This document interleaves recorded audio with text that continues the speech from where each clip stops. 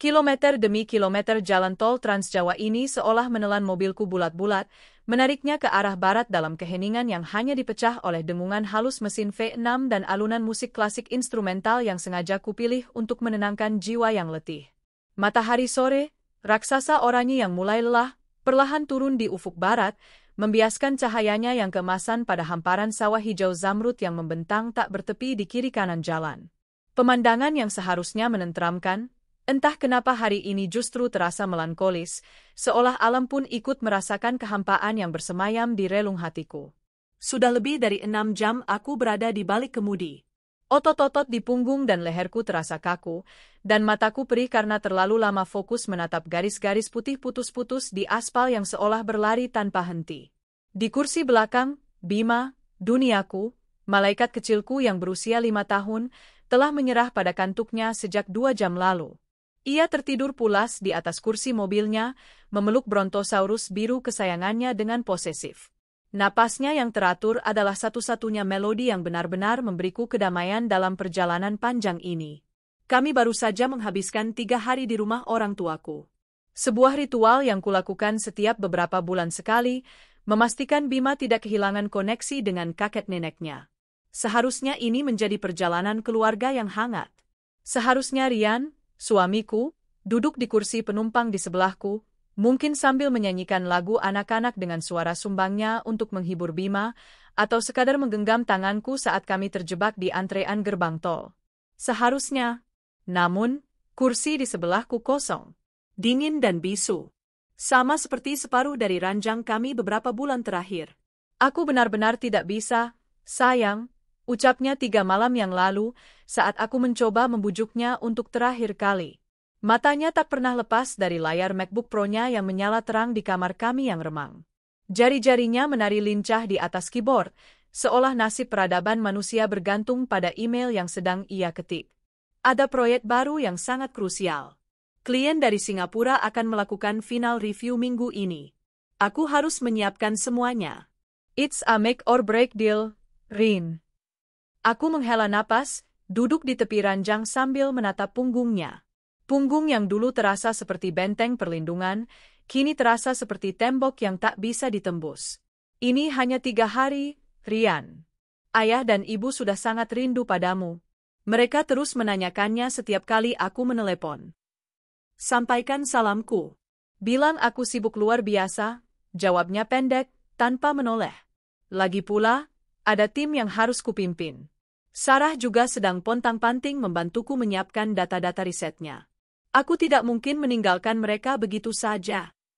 Nama itu, Sarah, sahabat terbaikku. Tentu saja, Sarah. Beberapa bulan terakhir, nama Sarah seolah menjadi kata kunci dalam setiap alasan Rian. Rapat hingga larut malam, bersama tim, termasuk Sarah. Pergi di akhir pekan untuk survei lokasi, ditemani Sarah yang paling mengerti detail proyek. Aku mencoba menepis pikiran-pikiran buruk. Sarah adalah sahabatku sejak kuliah. Dialah yang mengenalkanku pada Rian. Dia seperti saudara perempuanku sendiri. Dan Rian mempekerjakannya di divisinya atas rekomendasiku, karena aku tahu Sarah adalah pekerja keras yang kompeten. Bukankah seharusnya aku senang mereka bisa bekerja sama dengan baik? Baiklah, jawabku akhirnya, nada suaraku lebih datar dari yang kuinginkan. Aku akan berangkat dengan Bima saja. Nah, begitu dong, katanya, akhirnya menoleh sekilas sambil tersenyum, senyum yang terasa dipaksakan dan tak mencapai matanya. Hati-hati di jalan, ya. Nanti aku transfer uang ekstra untuk oleh-oleh dan jajan Bima. Jangan khawatirkan apapun di sini. Dia pikir masalahnya adalah uang. Dia selalu berpikir semua masalah bisa diselesaikan dengan transferan bank. Dia lupa, atau mungkin sengaja lupa, bahwa yang kubutuhkan bukanlah uangnya. Aku membangun perusahaan ini dari nol, dengan keringat dan air mataku sendiri, jauh sebelum aku bertemu dengannya. Aku memiliki lebih dari cukup. Yang kubutuhkan adalah kehadirannya, waktunya, perhatiannya. Sesuatu yang dulu ia berikan dengan cuma-cuma, namun kini terasa lebih mahal dari berlian. Ingatanku melayang pada masa-masa awal pernikahan kami. Rian yang kukenal adalah seorang pria sederhana dari keluarga yang bersahaja, namun memiliki semangat yang menyala-nyala. Dia tidak minder dengan latar belakangku. Justru, dia berjanji akan bekerja keras agar bisa mengimbangiku, katanya. Kami sering menghabiskan malam minggu hanya dengan makan nasi goreng di pinggir jalan, tertawa terbahak-bahak membicarakan mimpi-mimpi kami di bawah langit Jakarta yang penuh polusi. Saat itulah aku merasa menjadi wanita paling kaya di dunia. Setelah menikah, aku mengajaknya bergabung di Arini Interior Design, perusahaanku. Aku ingin kami membangun impian bersama. Aku memberinya posisi strategis, percaya penuh pada kemampuannya. Dan dia memang tidak mengecewakan, setidaknya dalam hal pekerjaan. Perusahaan semakin maju di bawah sentuhan kami berdua. Tapi seiring dengan naiknya jabatannya dan semakin tebal dompetnya, kehangatannya justru semakin menipis. Dia mulai terobsesi dengan status, dengan citra. Makan malam romantis kami berganti menjadi jamuan bisnis yang membosankan. Percakapan intim kami berganti menjadi diskusi tentang target penjualan dan margin keuntungan. Aku bahkan membelikan rumah yang nyaman untuk kedua orang tuanya, agar mereka bisa menikmati masa tua dengan tenang. Aku menyekolahkan adik-adiknya hingga sarjana, memastikan mereka punya masa depan yang lebih baik. Semua itu kulakukan tulus, sebagai tanda cintaku pada pria yang telah memberiku Bima.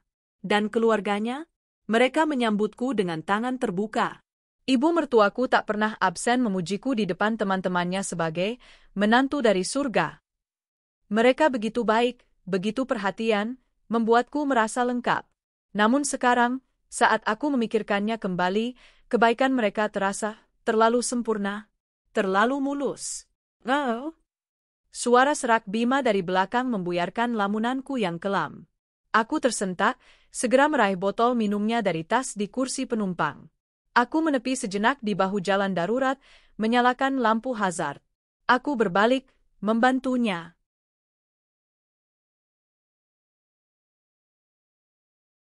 Minum. Mata kecilnya mengerjap-ngerjap, mencoba beradaptasi dengan cahaya senja yang masuk melalui jendela. Kita sudah sampai, Bunda? Tanyanya dengan polos. Aku tersenyum, mengusap rambutnya yang lembut. Belum, sayang. Sebentar lagi, ya. Mau kue yang dibuat nenek tadi? Dia mengangguk antusias. Aku mengambil sekotak kue lapis legit buatan ibuku. Aroma mentega dan rempahnya langsung memenuhi kabin mobil, membangkitkan kenangan hangat selama 3 hari terakhir. Ibuku sempat menarikku ke dapur di hari terakhir, saat Bima dan ayah sedang asyik bermain di taman. Kamu dan Rian baik-baik saja? Enduk? Tanyanya lembut, tangannya sibuk mengolesi mentega di lapisan kue terakhir. Aku hanya tersenyum tipis. Baik, Bu. Rian hanya sangat sibuk. Ibuku berhenti sejenak, menatapku dengan tatapan yang bisa membaca hingga ke dasar jiwa. Sibuk bekerja atau sibuk dengan yang lain? Ibu ini sudah makan asam garam kehidupan, Arini. Ibu bisa melihat ada yang hilang dari matamu. Aku tak sanggup menjawab. Aku hanya memeluknya dari belakang, menyembunyikan air mata yang tiba-tiba menggenang di pelupuk. Ibu hanya menghela napas dan mengusap lenganku, mengerti bahwa aku belum siap untuk bicara. Kini, di tengah jalan tol yang sepi, kata-kata ibu kembali terngiang. Ada yang hilang dari matamu. Ya, yang hilang adalah percik-percik kebahagiaan naif yang dulu kumiliki. Yang hilang adalah keyakinanku bahwa pernikahanku baik-baik saja. Aku kembali melajukan mobil, namun pikiranku masih berkelana. Aku teringat pada Sarah. Sahabatku itu sempat meneleponku 2 minggu lalu, menanyakan kabarku. Gimana, Rin? Aman sama Rian? Tanyanya dengan nada prihatin yang khas. Begitulah, Sar. Dia makin gila kerja, jawabku sekenanya. Kasih dia ruang, Rin, nasihatnya. Laki-laki kalau lagi fokus mengejar sesuatu memang begitu. Jangan terlalu dikekang, nanti dia malah merasa nggak nyaman. Kamu fokus saja sama Bima dan butikmu. Tunjukkan kalau kamu wanita mandiri. Dia pasti akan makin respect. Nasihat yang terdengar bijak saat itu. Tapi sekarang, apakah itu nasihat tulus dari seorang sahabat atau strategi licik? Ah, tidak. Aku tidak boleh berpikir seburuk itu tentang Sarah. Dia sudah seperti saudara bagiku. Lampu indikator bahan bakar yang mulai menyala kuning membawaku kembali ke realita. Aku harus segera keluar dari tol untuk mengisi bensin. Saat itulah mataku menangkap papan petunjuk berwarna hijau. Keluar, Cibubur Kota Wisata, 2 km. Kota wisata. Rumah Sarah ada di sana. Sebuah ide impulsif tiba-tiba muncul di benakku. Kenapa tidak mampir sebentar? Aku benar-benar lelah, baik fisik maupun mental. Aku butuh jeda sebelum menghadapi lalu lintas Jakarta yang pasti sudah mulai padat menjelang malam. Aku butuh secangkir teh hangat dan obrolan ringan dengan seorang sahabat. Aku merindukan tawa renyahnya, merindukan keluarganya yang selalu menyambutku seperti bagian dari mereka. Ayah dan ibu Sarah adalah pensiunan guru yang ramah dan hangat. Sebuah kunjungan kejutan pasti akan menyenangkan. Ya, itu ide yang bagus. Sebuah deviasi kecil dari rute pulangku demi mendapatkan suntikan energi positif. Tanpa ragu, aku menyalakan lampu sein kiri, memindahkan lajur, dan mengambil jalan keluar tol. Hatiku terasa sedikit lebih ringan. Bayangan akan sambutan hangat dari keluarga Sarah memberiku kekuatan baru. Aku membayangkan ibu Sarah akan langsung memelukku, ayah Sarah akan menanyakan oleh-oleh dari kampung, dan Sarah akan menjerit kecil karena terkejut lalu menarikku ke dapur untuk membuatkan teh jahe kesukaanku. Mobilku melaju memasuki gerbang perumahan yang megah dan asri. Aku hafal betul jalan menuju blok rumahnya. Dari kejauhan, aku sudah bisa melihat rumahnya yang bercat putih gading dengan taman kecil yang terawat rapi. Namun, semakin dekat, aku merasakan ada yang janggal. Jalanan di depan rumahnya tampak lebih ramai dari biasanya. Beberapa mobil mewah yang tak kukenali terparkir berderet di sepanjang jalan. Ada Honda CR-V hitam, Toyota Alphard putih. Tunggu. Alphard putih itu, plat nomornya terasa familiar. Jantungku mulai berdebar lebih kencang, entah kenapa. Perasaan tidak enak mulai merayap pelan di benakku. Ada acara apa di rumah Sarah?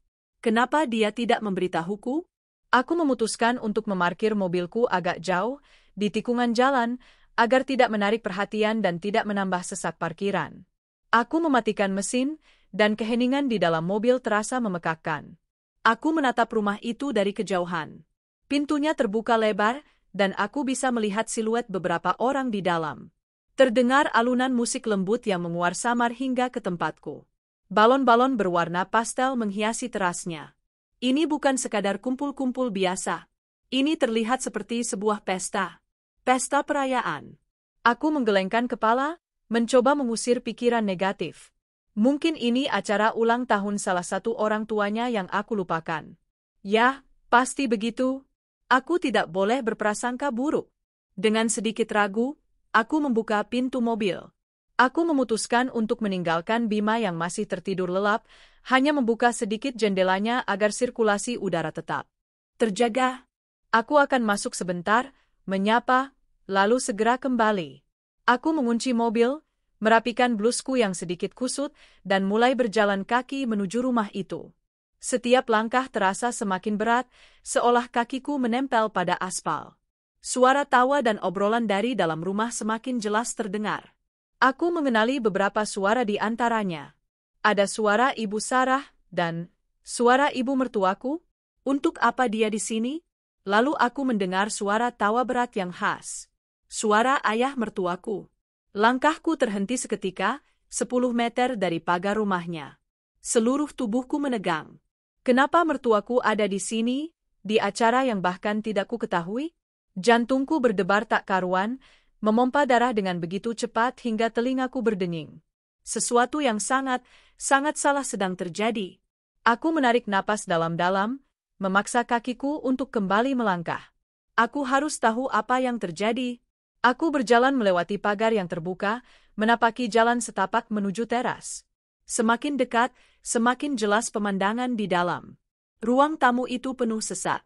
Semua orang tersenyum, bertepuk tangan. Dan di tengah kerumunan itu, di pusat perhatian, aku melihatnya. Pemandangan yang akan menghancurkan hidupku, meretakkan jiwaku menjadi kepingan-kepingan tak berbentuk. Di sana, di hadapan semua orang, suamiku, Rian Pratama, sedang berlutut dengan satu kaki.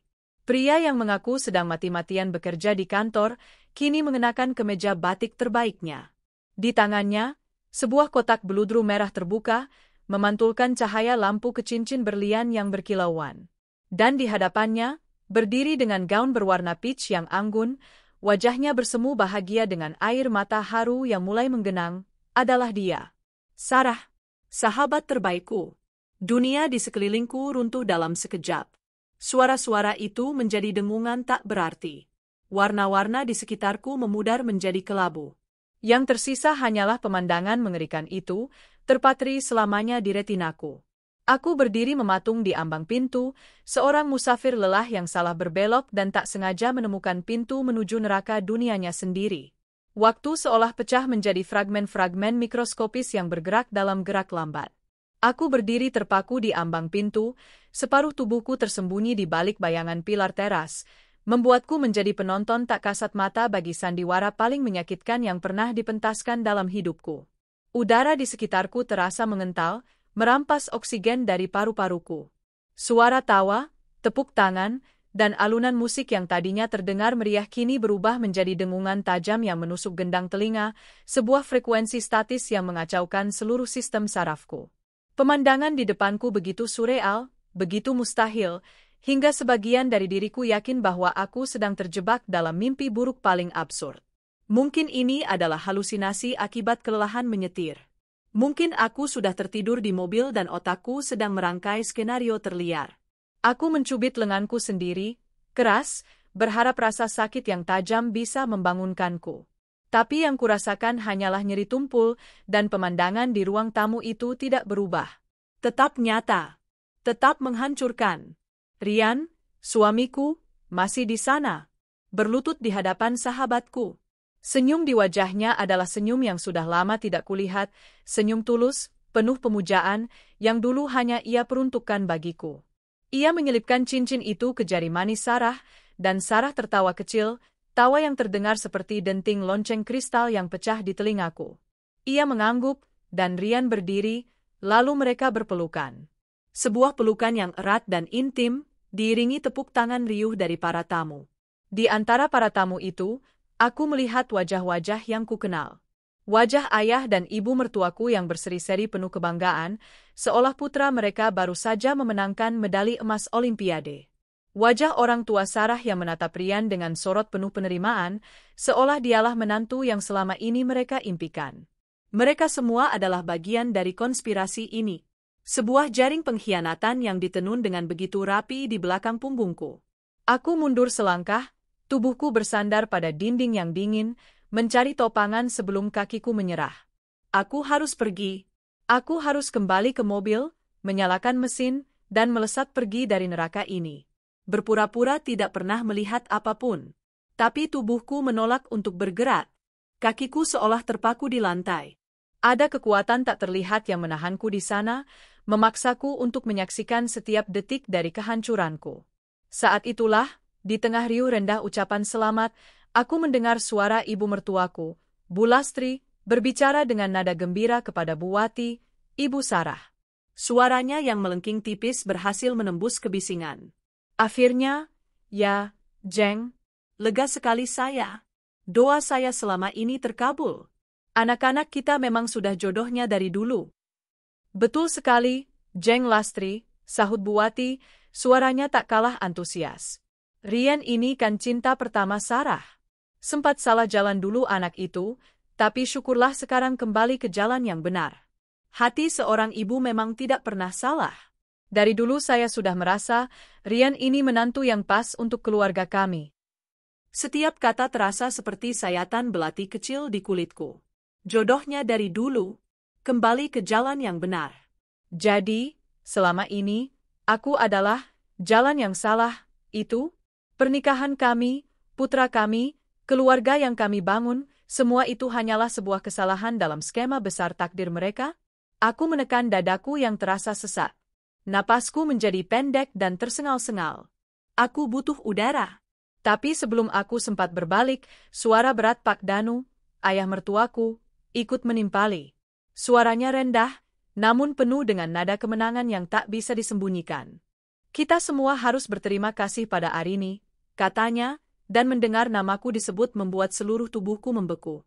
Jujur saja, tanpa dia, kita semua tidak akan bisa seperti sekarang. Dia memang wanita yang hebat dalam mencari uang. Berkat kerja kerasnya, Rian bisa belajar banyak tentang bisnis, adik-adiknya bisa kuliah dengan tenang, dan kita, para orang tua, bisa menikmati hidup yang layak. Ada jeda sejenak. Aku bisa membayangkan dia menyesap kopinya, menikmati peran sebagai orang bijak. Tapi, lanjutnya, dan kata, tapi, itu terdengar begitu tajam dan kejam. Sebuah kapal butuh nahkoda yang tepat untuk berlabuh di dermaga kebahagiaan. Arini adalah kapal pesiar yang mewah, tapi dia terlalu sibuk berlayar sendiri. Rian butuh dermaga. Dan dermaga itu adalah Sarah. Sekarang, setelah Rian memegang kendali penuh atas operasional perusahaan, inilah saat yang tepat. Kita tidak perlu khawatir lagi. Anggap saja Arini itu, ya, batu loncatan yang dikirim Tuhan untuk mengangkat derajat keluarga kita. Batu loncatan. Kata-kata itu menghantamku seperti gelombang tsunami, menyapu bersih sisa-sisa kekuatan yang kumiliki. Jadi begitulah mereka memandangku selama ini. Bukan sebagai menantu, bukan sebagai istri, bukan sebagai ibu dari cucu mereka. Aku hanyalah sebuah fasilitas, sebuah alat, sebuah mesin ATM berjalan yang memiliki perasaan. Kebaikan mereka, senyum mereka, pujian mereka, semua hanyalah investasi. Mereka menanam kebaikan palsu, berharap bisa memanen kekayaanku di kemudian hari. Rasa sakit yang tadinya tajam kini berubah menjadi dingin yang mematikan. Rasa dingin itu menjalar dari ujung kakiku, naik melalui tulang punggungku, hingga memenuhi seluruh rongga dadaku, membekukan hatiku yang sudah retak. Air mata yang tadi siap tumpah kini seolah membeku di sumbernya. Tidak ada lagi kesedihan. Yang tersisa hanyalah kekosongan yang hampa, yang dengan cepat mulai diisi oleh amarah yang membara dalam diam.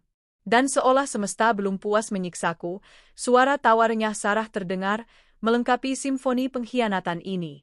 Ayah bisa saja, kata Sarah dengan nada manja. Tapi memang benar, kok, Bu.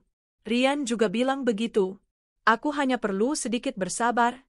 Arini itu terlalu naif. Dia pikir Rian gila kerja untuk perusahaan, padahal Rian sedang membangun istana untuk kita. Dia sibuk keliling dunia untuk pameran desain, tidak tahu kalau suaminya di rumah sedang merancang masa depan dengan wanita lain. Wanita bodoh itu bahkan tidak sadar kalau barang-barangnya sering kupinjam. Lanjutnya, diiringi tawa kecil dari beberapa orang di dekatnya. Rian yang mengambilkannya untukku. Katanya, untuk latihan sebelum semuanya benar-benar jadi milikku. Cukup. Sudah cukup. Sebuah saklar di dalam kepalaku seolah berbunyi, klik. Mode, korban yang patah hati, telah mati. Berganti dengan mode, pemangsa yang terluka. Mereka telah meremehkanku.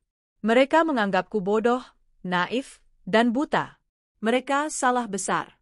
Mereka mungkin telah berhasil menghancurkan hatiku, tapi mereka baru saja membangunkan monster yang selama ini tertidur di dalam diriku. Monster yang membangun kerajaan bisnisnya sendiri dari nol. Monster yang tidak akan tinggal diam saat semua yang ia miliki dan ia cintai direbut dengan cara paling licik. Getaran di tanganku berhenti. Napasku yang tadi tersengal kini menjadi dalam dan teratur. Dengan gerakan yang terkalkulasi dan nyaris tanpa suara, aku merogoh tas selempangku. Jemariku yang dingin menggenggam permukaan licin ponselku. Aku mengeluarkannya, membuka kunci layarnya dengan sidik jariku, dan tanpa ragu menekan ikon perekam video. Lampu merah kecil di layar menyala. Aku mengangkat ponsel itu sedikit, mengarahkannya melalui celah di antara pilar dan daun pintu, memastikan lensa kameranya menangkap pemandangan di ruang tamu dengan jelas. Aku memperbesar sedikit, memfokuskan pada wajah-wajah bahagia mereka. Wajah Rian yang sedang tertawa bersama calon ayah mertua barunya. Wajah Sarah yang bersandar manja di lengan Rian. Wajah mertuaku yang menatap mereka dengan penuh restu. Biarkan mereka tertawa. Biarkan mereka melanjutkan pesta mereka. Biarkan mereka mengucapkan lebih banyak lagi kata-kata busuk yang akan menjadi bukti di pengadilan nanti. Aku akan memberikan mereka panggung. Dan rekaman ini akan menjadi tiket VVIP-ku untuk pertunjukan kejatuhan mereka. Aku merekam selama hampir 3 menit. 3 menit yang terasa seperti selamanya. Aku merekam setiap tawa, setiap bisikan, setiap kalimat yang mengukuhkan persekongkolan mereka.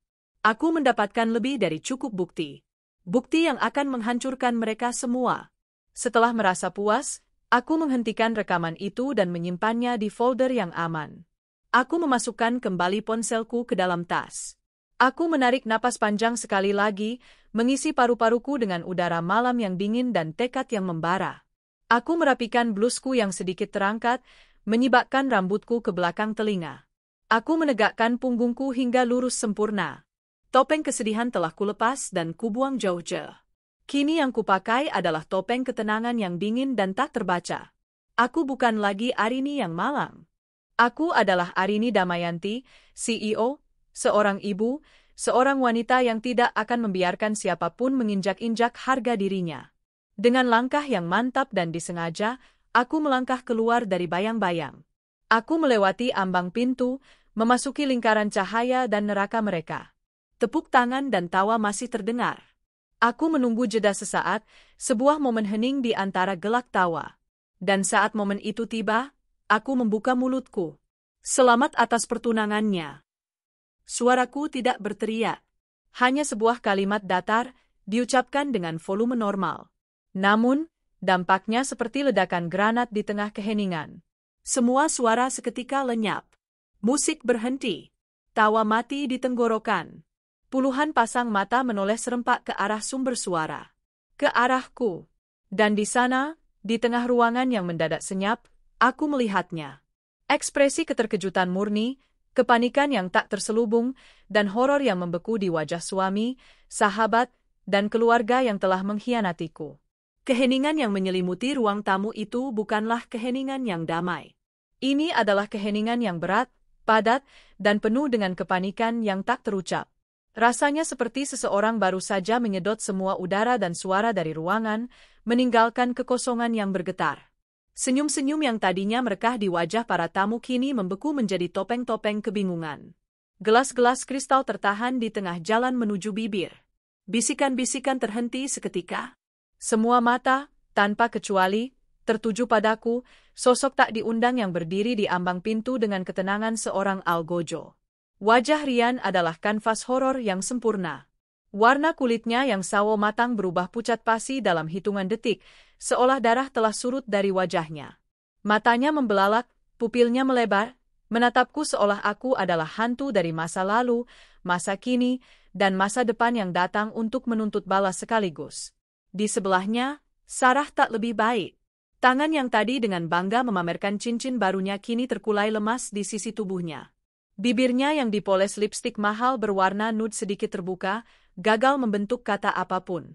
Mereka berdua, pasangan yang baru saja merayakan cinta mereka, kini berdiri membeku seperti patung lilin yang mulai meleleh di bawah panasnya tatapanku.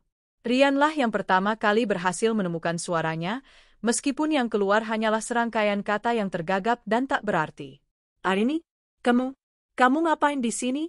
Bukankah kamu di kampung? Aku memberinya senyum tipis. Senyum yang sama sekali tidak mencapai mataku yang dingin seperti es. Oh, aku sudah pulang. Sepertinya lebih cepat dari yang kau harapkan, ya? Aku hanya merasa sedikit lelah, jadi kuputuskan untuk mampir ke rumah sahabatku untuk beristirahat. Aku tidak menyangka sedang ada perayaan besar. Aku sengaja menekankan kata, sahabatku, membiarkannya menggantung di udara seperti racun. Sarah tersentak seolah tersengat listrik. Dia akhirnya bergerak, melangkah maju selangkah, tangannya terulur ke arahku dengan ragu. Rin, ini tidak seperti yang kamu lihat. Kami bisa jelaskan? Ini semua salah paham. Aku tertawa. Bukan tawa bahagia atau geli. Itu adalah tawa kering, sinis, yang keluar dari tenggorokanku yang terasa sakit. Tawa yang penuh dengan penghinaan. Salah paham, ulangku, suaraku kini mulai menajam. Bagian mana yang salah kupahami, Sarah? Bagian di mana suamiku berlutut di hadapanmu? Bagian di mana dia menyematkan cincin di jarimu? Atau bagian di mana kalian berdua berpelukan mesra di depan keluarga kalian yang bersorak-sorai? Tolong, jelaskan padaku. Aku ingin sekali mengerti sudut pandangmu. Wajah Sarah memerah padam, campuran antara rasa malu yang luar biasa dan amarah yang tertahan. Dia kehabisan kata-kata. Lidahnya keluh. Topeng, sahabat yang baik hati, miliknya telah retak, memperlihatkan wajah asli seorang pengkhianat yang licik. Aku memutuskan untuk berhenti membuang-buang waktu pada mereka berdua. Audiensku yang sesungguhnya adalah puluhan tamu yang kini menatap kami dengan napas tertahan. Aku mengalihkan pandanganku dari Ryan dan Sarah, menyapukan pandanganku ke seluruh ruangan, menatap satu persatu wajah para tetangga dan teman keluarga Sarah. Selamat malam, bapak-bapak, ibu-ibu sekalian, sapaku dengan suara yang jelas dan tenang, seolah aku adalah pembawa acara yang mengambil alih panggung. Saya mohon maaf sebelumnya, karena kedatangan saya sepertinya telah merusak suasana pesta yang indah ini. Tolong jangan salahkan tuan rumah. Mereka mungkin juga tidak menyangka akan ada drama seperti ini. Aku berhenti sejenak, membiarkan kata-kataku meresap. Bisik-bisik mulai terdengar di antara para tamu. Mereka saling berpandangan, mencoba memahami situasi. Perkenalkan, lanjutku, suaraku kini kuisi dengan sedikit getaran emosi yang terkontrol, cukup untuk menarik simpati. Nama saya Arini Damayanti. Dan pria yang berdiri di sana, aku menunjuk Ryan dengan daguku. Pria yang baru saja melamar wanita cantik di sebelahnya adalah Ryan Pratama. Suami saya. Suami sah saya, menurut hukum dan agama. Sebuah desahan kolektif terdengar di seluruh ruangan. Bisikan-bisikan kini berubah menjadi gumaman kaget yang lebih keras. Aku bisa melihat beberapa ibu menutup mulut mereka dengan tangan, mata mereka membelalak tak percaya. Aku telah melemparkan bom pertamaku. Kami sudah menikah selama 7 tahun, lanjutku, ceritaku mengalir lancar, seolah sudah kulatih berulang kali. Kami memiliki seorang putra berusia 5 tahun, namanya Bima. Dia sekarang sedang tertidur pulas di dalam mobil saya yang terparkir di ujung jalan. Saya baru saja pulang menyetir seorang diri dari luar kota setelah menjenguk orang tua saya. Suami saya tidak bisa ikut. Katanya, ada pekerjaan yang sangat penting dan tidak bisa ditinggal. Ternyata, inilah pekerjaan penting itu. Kini, tatapan para tamu yang tadinya hanya bingung, mulai berubah menjadi tatapan iba padaku, dan tatapan menghakimi pada Ryan dan Sarah. Aku bisa merasakannya. Opini publik di ruangan itu sudah berbalik ke pihakku. Pandanganku kemudian beralih ke sofa kehormatan, tempat mertuaku duduk membeku. Dan keluarga terhormat yang duduk di sana, kataku, suaraku kini sedingin es. Mereka adalah mertua saya. Ayah dan ibu dari suami saya. Mereka datang jauh-jauh bukan untuk menjenguk cucu mereka yang baru pulang, tapi untuk mengantar putra mereka melamar wanita lain, sementara menantu mereka sedang berjuang di jalanan. Ibu mertuaku, Bu Lastri, mulai terisak. Arini, nak, jangan begini.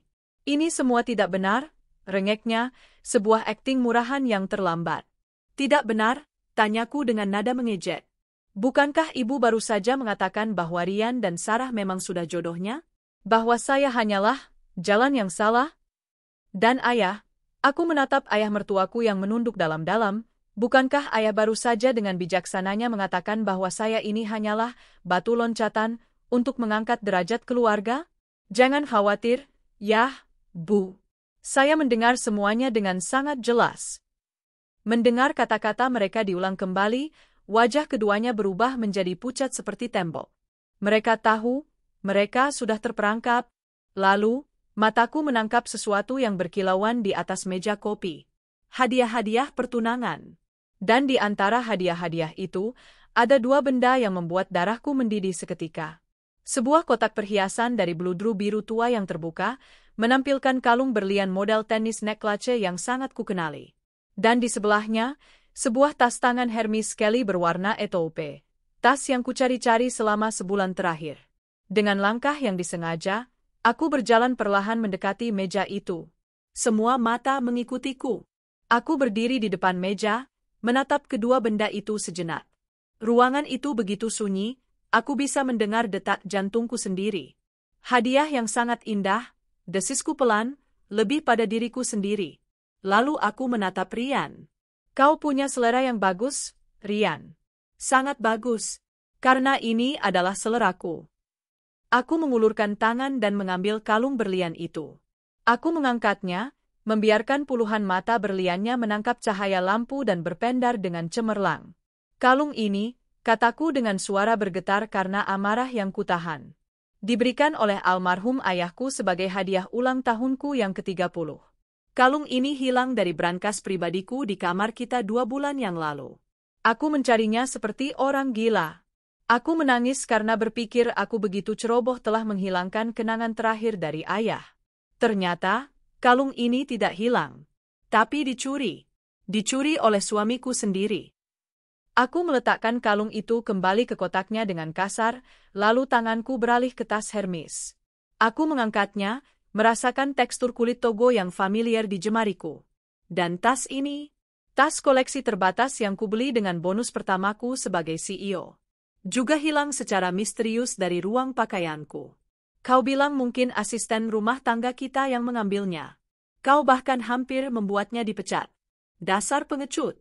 Ternyata pencurinya selama ini tidur seranjang denganku. Kemarahan memberiku keberanian yang meluap-luap. Aku menatap lurus ke arah Sarah, yang menatap tas di tanganku dengan tatapan lapar sekaligus panik. Jadi ini, Sarah, ini harga dirimu? Sebuah kalung dan tas hasil curian? Semurah itukah dirimu? Amarah Sarah akhirnya meledak. Dia tidak terima dipermalukan seperti ini. Dengan sebuah pekikan tertahan, dia melompat maju dan mencoba merebut tas itu dari tanganku. Itu milikku. Rian memberikannya untukku. Kau tidak berhak mengambilnya kembali. Refleksku lebih cepat. Aku menarik tas itu ke belakang, menjauhi jangkauannya. Cengkeramanku pada pegangan tas itu begitu kuat hingga buku-buku jariku memutih. Milikmu, bentakku, suaraku akhirnya meninggi untuk pertama kalinya. Dengar semuanya, teriakku, memastikan setiap orang di ruangan itu mendengar. Wanita ini mencoba mengklaim barang curian. Barang ini dibeli dengan uangku, hasil keringat. Dicuri dari rumahku oleh suamiku untuk diberikan pada selingkuhannya yang tidak tahu malu ini. Sarah membeku, tangannya masih terulur canggung di udara. Wajahnya merah padam. Dia telah dicap bukan hanya sebagai perebut suami orang, tapi juga sebagai penadah barang curian di depan seluruh tetangga dan kenalannya. Sebuah penghinaan total. Aku menarik napas, mencoba menenangkan diriku kembali. Bagian terpenting dari pertunjukan ini akan segera dimulai. Aku meletakkan tas dan kotak kalung itu di atas meja yang lain, jauh dari jangkauan mereka. Lalu aku berbalik, berdiri di tengah ruangan, menjadi pusat dari segalanya. Rian Pratama, panggilku, suaraku kembali tenang namun mematikan. Terima kasih untuk pertunjukan malam ini. Kau telah membuka mataku lebar-lebar. Mulai detik ini, anggap saja pernikahan kita sudah berakhir. Pengacaraku akan menghubungimu besok pagi dengan surat gugatan cerai. Aku beralih pada mertuaku. Dan untuk ayah dan ibu, yang sangat saya hormati, kataku dengan sarkasme yang kental. Silakan nikmati sisa malam ini. Karena besok pagi, saya akan mengirim orang untuk menyegel rumah di Jalan Cendana nomor 18 yang kalian tinggali. Dan mobil Alphard putih dengan plat nomor B1234 RIN yang kalian pakai dengan bangga itu akan ditarik kembali. Silakan berkemas dan bersiap untuk kembali ke desa. Fasilitas dari batu loncatan ini sudah saya cabut. Mereka ternganga, wajah mereka pucat pasi. Aku baru saja menyebutkan alamat dan plat nomor kendaraan mereka di depan umum, melucuti status sosial palsu yang selama ini mereka banggakan. Terakhir, aku menatap pasangan pengkhianat itu, Rian dan Sarah. Dan untuk kalian berdua, kataku sambil tersenyum tipis. Lanjutkan saja pernikahan kalian. Aku merestuinya. Aku benar-benar ingin melihat seberapa kuat cinta sejati kalian saat tidak ditopang oleh uangku. Bangunlah istana kalian sendiri dari nol. Nikmati hasil keringat kalian sendiri. Aku yakin pasti akan sangat romantis. Dengan itu, aku merasa semuanya sudah selesai. Aku telah mengatakan semua yang perlu kukatakan. Aku telah mengambil kembali apa yang menjadi milikku. Aku telah menjatuhkan vonis pada mereka semua. Tanpa menoleh lagi, aku berbalik badan. Aku berjalan dengan langkah mantap menuju pintu keluar, melewati puluhan pasang mata yang menatapku dengan campuran kaget, ngeri, iba, dan mungkin sedikit kekaguman. Aku bisa mendengar suara tangisan ibu mertuaku di belakangku, suara Rian yang memanggil namaku dengan putus asa, dan kegemparan yang mulai meledak di ruangan itu. Aku tidak peduli. Aku terus berjalan, mendorong pintu hingga terbuka, dan melangkah keluar menuju udara malam yang sejuk. Udara kebebasan. Aku telah berjalan melewati pintu neraka, dan kini aku keluar sebagai pemenang. Aku mungkin masuk ke rumah itu sebagai seorang istri yang lelah dan patah hati, tapi aku keluar dari sana sebagai seorang ratu yang baru saja merebut kembali tahtanya. Aku menutup pintu mobil dengan pelan agar tidak membangunkan Bima. Udara malam yang sejuk terasa kontras dengan api yang masih menyala di dalam dadaku. Saat aku berjalan menjauh dari rumah Sarah, aku tidak menoleh ke belakang. Aku tidak punya keinginan sedikitpun untuk melihat kekacauan yang kutinggalkan. Suara-suara panik yang samar-samar masih terdengar dari dalam rumah itu kini menjadi musik latar bagi babak baru dalam hidupku, babak pembalasan dan reklamasi diri. Di dalam mobil, keheningan terasa memekakkan. Adrenalin yang tadi membanjiri tubuhku mulai surut, meninggalkan jejak getaran halus di jemariku yang mencengkeram kemudi. Aku menatap pantulan wajahku di spion tengah. Pucat, dengan mata yang menyala-nyala karena amarah, tapi tidak ada air mata. Aku terkejut dengan diriku sendiri. Aku pikir aku akan hancur, menangis meraung-raung, atau setidaknya merasakan sakit yang melumpuhkan. Tapi tidak. Rasanya seolah pengkhianatan itu begitu ekstrim, begitu total, hingga melampaui kapasitas hatiku untuk merasakan sakit. Yang tersisa hanyalah logika yang dingin dan hasrat untuk membereskan kekacauan ini secepat dan seefisien mungkin. Aku menoleh ke belakang, memastikan Bima masih tertidur dengan nyaman, dinosaurus birunya masih dalam pelukannya yang erat. Wajahnya yang damai dan polos menjadi jangkar kewarasanku. Dia adalah alasanku untuk menjadi kuat. Aku tidak akan membiarkan kebusukan ayahnya menyentuh masa depannya yang cerah. Demi dia, aku akan menjadi benteng yang tak tertembus. Tanganku bergerak mantap, meraih ponsel dari dalam tas. Sudah tidak ada waktu untuk meratap. Waktunya untuk bertindak. Panggilan pertama adalah untuk Pak Tirtayasa, pengacara keluargaku yang sudah kuanggap seperti paman sendiri. Jariku menekan nomornya dari daftar panggilan cepat. Terdengar nada sambung 3 kali sebelum suara seraknya yang khas menjawab. Halo, Arini? Malam-malam begini, ada apa? Enduk, sapanya dengan ramah. Selamat malam, Om Tirta. Maaf mengganggu, kataku. Suaraku terdengar stabil, jauh lebih stabil dari yang kubayangkan. Saya butuh bantuan hukum secepatnya. Sangat mendesak. Nada suara Pak Tirta langsung berubah menjadi serius. Tentu. Ada masalah apa? Saya mau Om siapkan surat gugatan cerai untuk Rian. Besok pagi harus sudah ada di meja saya. Alasan, perselingkuhan dan penipuan. Aku berhenti sejenak, menarik napas. Saya baru saja memergokinya sedang melamar sahabat saya sendiri, disaksikan oleh seluruh keluarganya. Terdengar helaan napas kaget di seberang sana. Astaga, Arini, Om turut prihatin. Kamu baik-baik saja? Saya akan baik-baik saja, jawabku tegas. Saya tidak butuh simpati, Om. Saya butuh aksi. Saya punya bukti video pengakuan mereka yang sedang merencanakan untuk menguras harta saya. Saya mau gugatan ini diajukan dengan tuntutan ganti rugi atas penyelewengan dana perusahaan yang juga baru saya sadari. Jangan berikan dia celah sedikit pun. Saya mau dia keluar dari hidup saya tanpa membawa apapun kecuali pakaian di badannya. Kejelasan dan ketegasan dalam suaraku sepertinya membuat Pak Tirta terkesan. Baik, Om mengerti. Kamu tenang saja, serahkan pada Om. Besok pagi jam 8, draft pertama akan ada di email MU. Ada lagi? Ada? Sahutku cepat. Siapkan juga surat perintah pengosongan aset untuk rumah di Jalan Cendana nomor 18 dan penarikan kendaraan Toyota Alphard B 1234 RIN. Semua aset itu atas nama perusahaan saya, dipinjamkan sebagai fasilitas untuk keluarga karyawan. Dan Rian, besok pagi, sudah bukan lagi karyawan saya. Luar biasa, gumam Pak Tirta, kali ini dengan nada kekaguman. Kamu persis seperti almarhum ayahmu. Tegas dan tidak kenal kompromi jika sudah menyangkut prinsip. Siap, Arini. Semuanya akan Om kerjakan malam ini juga. Panggilan kedua adalah untuk Pak Budi, Kepala Tim Keamanan Internal di perusahaanku, seorang mantan anggota Kopassus yang loyalitasnya tak perlu diragukan. Malam, Pak Budi. Siap, malam, Bu. Jawabnya dengan suara yang selalu terdengar siaga. Saya butuh bantuan.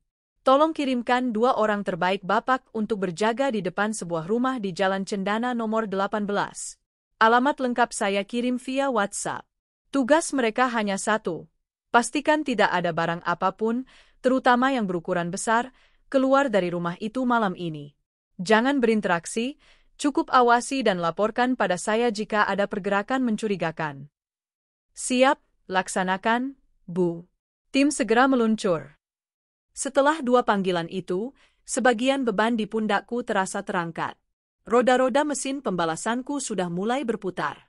Malam ini, mereka mungkin masih panik dan mencoba menyusun strategi. Tapi mereka tidak tahu, langkahku sudah 2 langkah di depan mereka. Sesampainya di rumah, gerbang otomatis yang terbuka seolah menyambutku ke dalam istana yang terasa asing. Rumah ini, yang kubangun dengan setiap tetes keringat dan impianku, kini terasa tercemar oleh kebohongan. Aku menggendong Bima masuk, langsung membawanya ke kamarnya. Aku membersihkan wajah dan tangannya dengan handuk basah, mengganti pakaiannya, dan menyelimutinya dengan penuh kasih. Aku mencium keningnya lama, menghirup aroma polosnya yang menenangkan. Bunda di sini, sayang. Semuanya akan baik-baik saja, bisikku. Setelah memastikan Bima nyaman, aku berjalan menuju kamar utama kami. Kamarku. Pintu kayu jati yang kokoh itu kini terasa seperti pintu menuju masa lalu yang harus segera ditutup. Aku menyalakan lampu, dan semua barang Rian yang tertata rapi di sudut ruangan seolah mengejekku. Koleksi jam tangannya yang mahal di dalam kotak kaca. Tumpukan kemeja bermerek yang tergantung rapi di lemari terbuka. Foto pernikahan kami di atas nakas. Tanpa ragu, aku berjalan ke ruang pakaian dan menarik keluar 3 koper terbesar yang kami miliki. Aku membukanya di atas ranjang. Lalu, dengan gerakan yang mekanis dan efisien, aku mulai mencabuti semua barang miliknya. Kemeja, celana bahan, setelan jas mahal yang kubelikan di Milan, semua kulempar ke dalam koper. Aku membuka laci-lacinya, menyapu bersih isinya, dasi sutra, ikat pinggang kulit, kaos kaki, pakaian dalam. Semuanya. Saat mengosongkan laci di meja kerjanya, tanganku menyentuh sebuah buku catatan kecil. Iseng, aku membukanya. Di dalamnya bukan catatan pekerjaan, melainkan daftar. Daftar hadiah untuk Sarah. Cincin berlian, tas Hermes, bahkan ada catatan, DP mobil untuk S.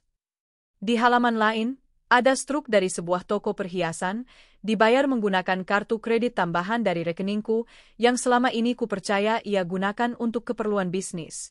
Rasa mual naik ke tenggorokanku. Jadi ini sudah berlangsung lama. Jauh lebih lama dari yang kubayangkan.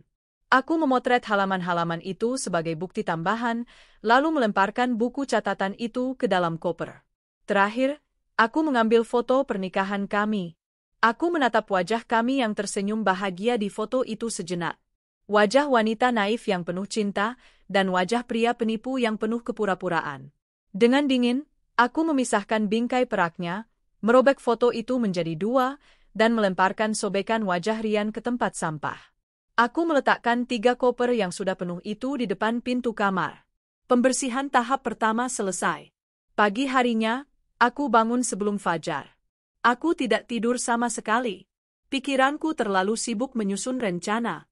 Aku mandi air panas lama, membiarkan uapnya menjernihkan pikiranku.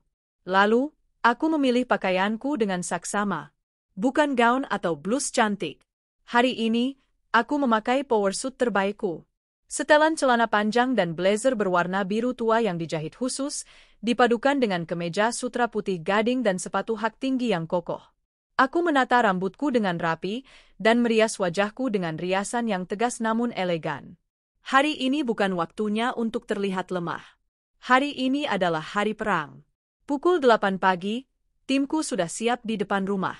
Pak Tirta datang bersama 2 asisten juniornya, dan Pak Budi datang dengan 4 orang petugas keamanan berbadan tegap.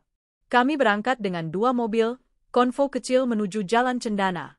Sesampainya di sana, pemandangan yang kusaksikan sudah seperti yang kuduga. Mertuaku, Rian, dan 2 adiknya yang masih kuliah, sudah menunggu di teras dengan wajah tegang. Sepertinya Rian menginap di sana semalam. Mungkin mereka tidak bisa tidur, menyadari ada 2 orang berpostur militer yang berjaga di seberang jalan sepanjang malam. Aku turun dari mobil, kacamata hitam besar bertengger di hidungku, melindungiku dari sinar matahari dan tatapan mereka. "Arini, apa-apaan ini? Kenapa kamu membawa orang-orang ini ke rumah kami?" Rian langsung maju, mencoba mencegatku dengan nada marah. Pak Budi dan seorang petugasnya segera bergerak, menghalangi Rian bahkan sebelum dia bisa mendekatiku. Aku melewatinya tanpa melirik sedikitpun, dan berhenti di hadapan kedua mertuaku yang duduk di kursi rotan. "Selamat pagi, Ayah, Ibu," sapaku, suaraku datar tanpa emosi. "Nak Arini, tolong jangan begini, Nak. Kita bisa bicarakan baik-baik." "Maafkan kami," ibu mertuaku mulai menangis, sebuah pertunjukan yang sudah basi. Aku melepas kacamataku, menatap lurus ke arah mereka. "Waktu untuk bicara baik-baik sudah lewat tadi malam, saat kalian merestui putra kalian melamar wanita lain. Sekarang waktunya untuk bertindak." Aku memberi isyarat pada Pak Tirta. Pak Tirta melangkah maju, membuka mapnya. Sesuai dengan surat kepemilikan aset perusahaan atas nama Ibu Arini Damayanti, rumah dan isinya ini adalah milik perusahaan. Dan sesuai instruksi dari Ibu Arini selaku pemilik tunggal, kami meminta Bapak dan Ibu sekalian untuk segera mengosongkan properti ini. Anda diberi waktu 2 jam dari sekarang untuk mengemasi barang-barang pribadi Anda. Tim kami akan mendampingi untuk memastikan tidak ada aset perusahaan yang terbawa. Mereka terperangah. Adik ipar perempuanku, Rina, yang selama ini selalu manis di depanku, kini menunjukkan warna aslinya. "Kak Arini jahat, tega sekali mengusir kami seperti ini. Kami ini keluarga kakak." Aku menatapnya dingin. "Keluarga tidak menikam dari belakang. Kalian punya waktu 2 jam. Setelah itu, tim saya akan mengganti semua kunci dan menyegel rumah ini. Silakan dimulai." 2 jam berikutnya adalah sebuah drama yang menyedihkan. Mereka berkemas sambil menangis, mengumpat, dan sesekali memohon. Aku duduk dengan tenang di kursi teras, menyeruput kopi dari termos yang kubawa, mengabaikan semua drama mereka. Tepat pukul 10, sebuah mobil box kecil yang sudah kupesan tiba. Bukan untuk memindahkan barang mereka, tapi untuk mengantar mereka. "Semua barang pribadi kalian akan diantar ke terminal bus. Ini," aku mengeluarkan beberapa lembar uang ratusan ribu dari dompetku, "ongkos untuk kalian semua pulang ke desa. Anggap ini pesangon dari saya." Rian menatapku dengan mata penuh kebencian. "Kau akan menyesal, Arini." "Aku sudah menyesal, Rian. Menyesal telah membuang 7 tahun hidupku untuk pria sepertimu dan keluarga parasitnya." Aku masuk ke dalam mobilku, tidak menoleh lagi saat mereka dengan enggan naik ke dalam mobil box. Dari spion, aku melihat mobil derek yang juga sudah kupanggil, mulai mengangkat Alphard putih itu. Puing pertama sudah berhasil kubersihkan. Tujuan keduaku, kantor. Aku tiba tepat jam 11 siang. Aku sengaja memilih waktu ini, saat lobi sedang ramai oleh karyawan yang hendak pergi makan siang. Dan seperti yang kuduga, Rian ada di sana, sedang berdebat sengit dengan resepsionis dan petugas keamanan di depan pintu akses karyawan. Kartu aksesnya jelas sudah dinonaktifkan sejak subuh tadi. Dia terlihat kacau. Wajahnya tidak terurus, kemejanya kusut. Dia tampak seperti pecundang. Aku berjalan melewatinya, kartu aksesku berbunyi, bip, dengan lancar saat ku tempelkan. Pintu kaca terbuka untukku. Aku berhenti sejenak, berbalik menatapnya. "Ada masalah, Pak Rian?" tanyaku dengan nada formal, cukup keras untuk didengar semua orang di lobi. Wajahnya memerah. "Arini, suruh mereka buka pintunya. Aku harus mengambil barang-barangku. Ini kantorku juga." Aku tersenyum sinis. Senyum seorang pemenang. "Kantormu? Maaf, sepertinya Anda salah informasi. PT Arini Interior Design adalah 100% milik saya. Dan sebagai pemilik, saya memberitahukan kepada Anda, di depan semua saksi di sini, bahwa Rian Pratama, terhitung detik ini, dipecat secara tidak hormat karena pelanggaran etika berat dan penyelewengan dana." Aku menoleh ke Pak Budi yang sudah menungguku di dalam. "Pak Budi, tolong pastikan Bapak ini meninggalkan area perusahaan sekarang juga. Barang-barang pribadinya yang tidak seberapa itu, sudah saya kemaskan di dalam 3 koper di rumah. Dia bisa mengambilnya kapan saja dari depan gerbang. Aku tidak menunggu jawabannya. Aku berbalik dan berjalan menuju lift pribadi yang langsung menuju ruanganku di lantai teratas. Di belakangku, aku bisa mendengar Ryan berteriak memanggil namaku, disusul suara petugas keamanan yang dengan tegas menyeretnya keluar. Lobi yang tadinya ramai kini hening, hanya ada puluhan pasang mata yang menatapku dengan takjub saat pintu lift tertutup. Sesampainya di ruanganku, aku berjalan ke arah jendela besar yang menghadap ke jantung kota Jakarta. Aku menatap gedung-gedung pencakar langit yang menjulang angkuh. Pagi yang paling melelahkan dalam hidupku telah usai. Puing-puing pengkhianatan itu telah kusapu bersih. Rasanya hampa, tapi juga luar biasa lega. Badai telah berlalu. Dan di atas tanah yang baru saja kubersihkan ini, aku siap untuk membangun kembali hidupku. Sendirian. Dan lebih kuat dari sebelumnya. Pekan-pekan pertama setelah hari pembersihan, itu berlalu dalam kabut surreal.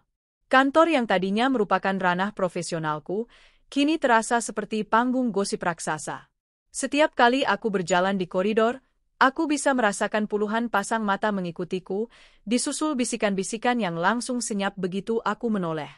Aku tahu apa yang mereka bicarakan. CEO mereka yang dingin dan perfeksionis, yang baru saja mengusir suaminya sendiri dari lobi perusahaan dengan cara yang begitu dramatis. Beberapa tatapan menunjukkan simpati, yang lain rasa takut, dan beberapa mungkin kekaguman tersembunyi. Aku memutuskan untuk tidak lari dari masalah itu. Sehari setelah insiden di lobi, aku mengumpulkan semua manajer level senior di ruang rapat utama. Saat aku masuk, ruangan itu hening seketika. Aku berdiri di kepala meja, menatap satu persatu wajah mereka yang tegang. "Selamat pagi," mulaku dengan suara yang tenang dan berwibawa. "Saya yakin Anda semua sudah mendengar berbagai macam versi cerita tentang apa yang terjadi kemarin. Saya tidak akan membahas detail pribadi di sini, karena ini adalah forum profesional. Tapi ada satu hal yang perlu saya tegaskan.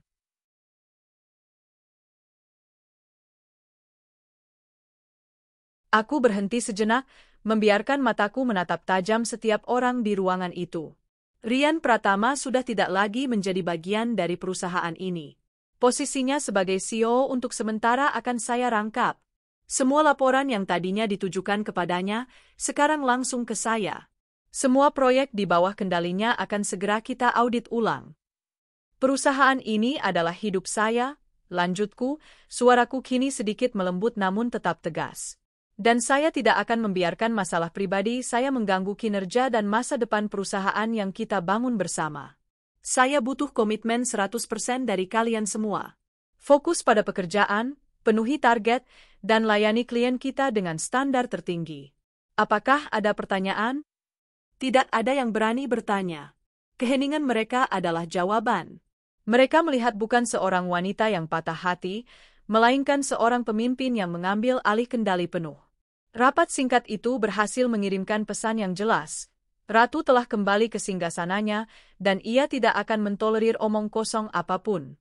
Langkah selanjutnya adalah audit. Aku membentuk tim kecil yang terdiri dari kepala keuangan, auditor internal, dan 2 staf legal dari kantor Pak Tirta.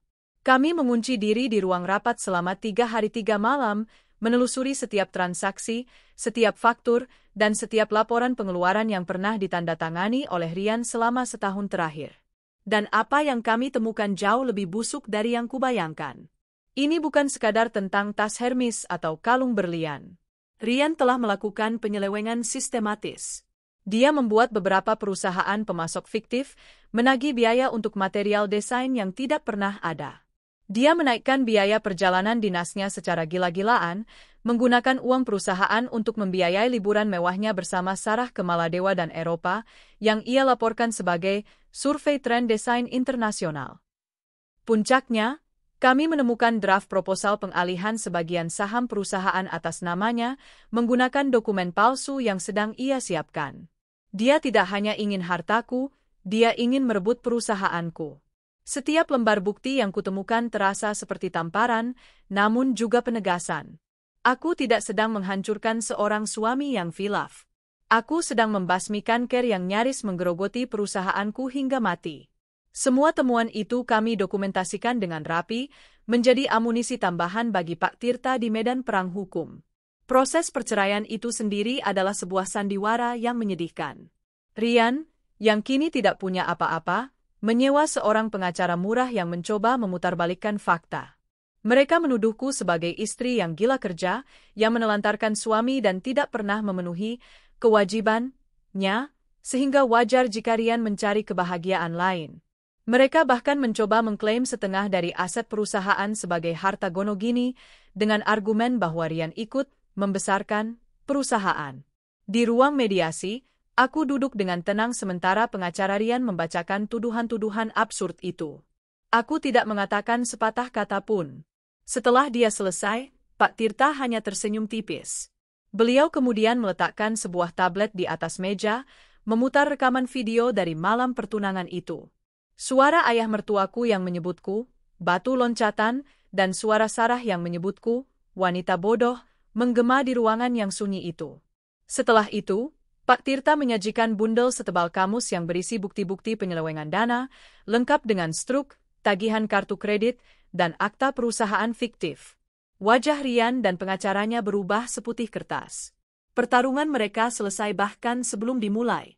Hakim mediator menggelengkan kepala dengan ekspresi tak percaya. Pada akhirnya, Rian menandatangani surat cerai tanpa mendapatkan 1 sen pun. Dia bahkan harus menandatangani perjanjian untuk membayar kembali dana perusahaan yang ia selewengkan dengan cara mencicil, sebuah hukuman yang lebih bersifat simbolis untuk mempermalukannya. Dia keluar dari ruang sidang sebagai seorang pecundang total. Setelah badai hukum reda, badai di dalam rumahku mulai terasa. Rumah besar yang tadinya terasa sesak oleh kebohongan, kini terasa terlalu luas dan sunyi. Gema langkah kakiku sendiri terdengar aneh. Di malam hari, kesunyian itu kadang terasa memekakkan. Disinilah aku menghadapi pertarungan terberatku, menjelaskan pada Bima. Bunda, ayah kapan pulang? Tanyanya suatu malam saat aku sedang membacakan cerita pengantar tidur untuknya. Aku menutup buku itu, hatiku terasa seperti diremas. Aku memeluknya erat. Sayang, dengarkan Bunda ya. Ayah dan Bunda sekarang tinggal di rumah yang berbeda. Seperti teman Bima di sekolah, adakan yang ayah dan ibunya tidak tinggal bersama? Matanya yang besar dan jernih menatapku, penuh kebingungan. Kenapa?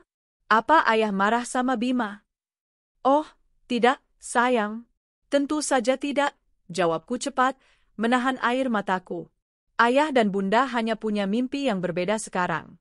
Tapi satu hal yang tidak akan pernah berubah, kami berdua sangat sayang sama Bima. Bima adalah jagoan nomor 1 Bunda dan ayah. Aku tidak menjelek-jelekan Rian di depannya. Bima berhak memiliki kenangan yang baik tentang ayahnya, setidaknya untuk saat ini.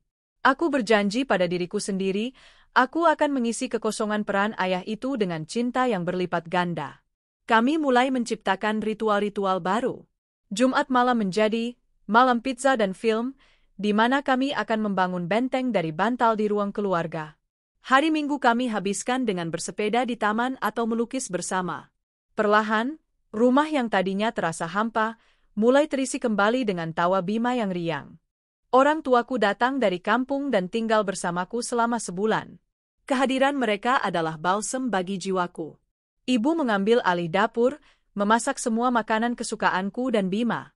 Ayah menjadi teman bermain Bima yang baru, mengajarinya cara bermain layangan dan memperbaiki mainannya yang rusak.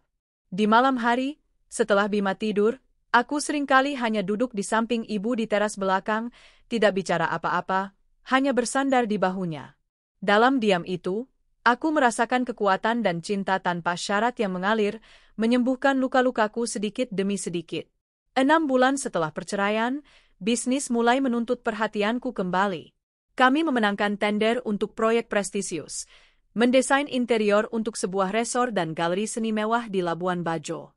Proyek ini sangat besar dan kompleks, membutuhkan kolaborasi dengan firma arsitektur yang akan merancang bangunannya. Dan firma yang ditunjuk oleh klien adalah Wijaya Architects, salah satu firma paling disegani di Asia Tenggara yang dipimpin oleh Daniel Wijaya. Aku tahu reputasinya. Seorang arsitek jenius, visioner, dan sangat detail. Beberapa orang bilang dia sulit diajak bekerja sama karena standarnya yang terlalu tinggi. Aku mempersiapkan diriku untuk sebuah kolaborasi yang menantang. Pertemuan pertama kami diadakan di kantor klien. Daniel datang tepat waktu, ditemani dua arsitek mudanya. Penampilannya profesional dan bersahaja.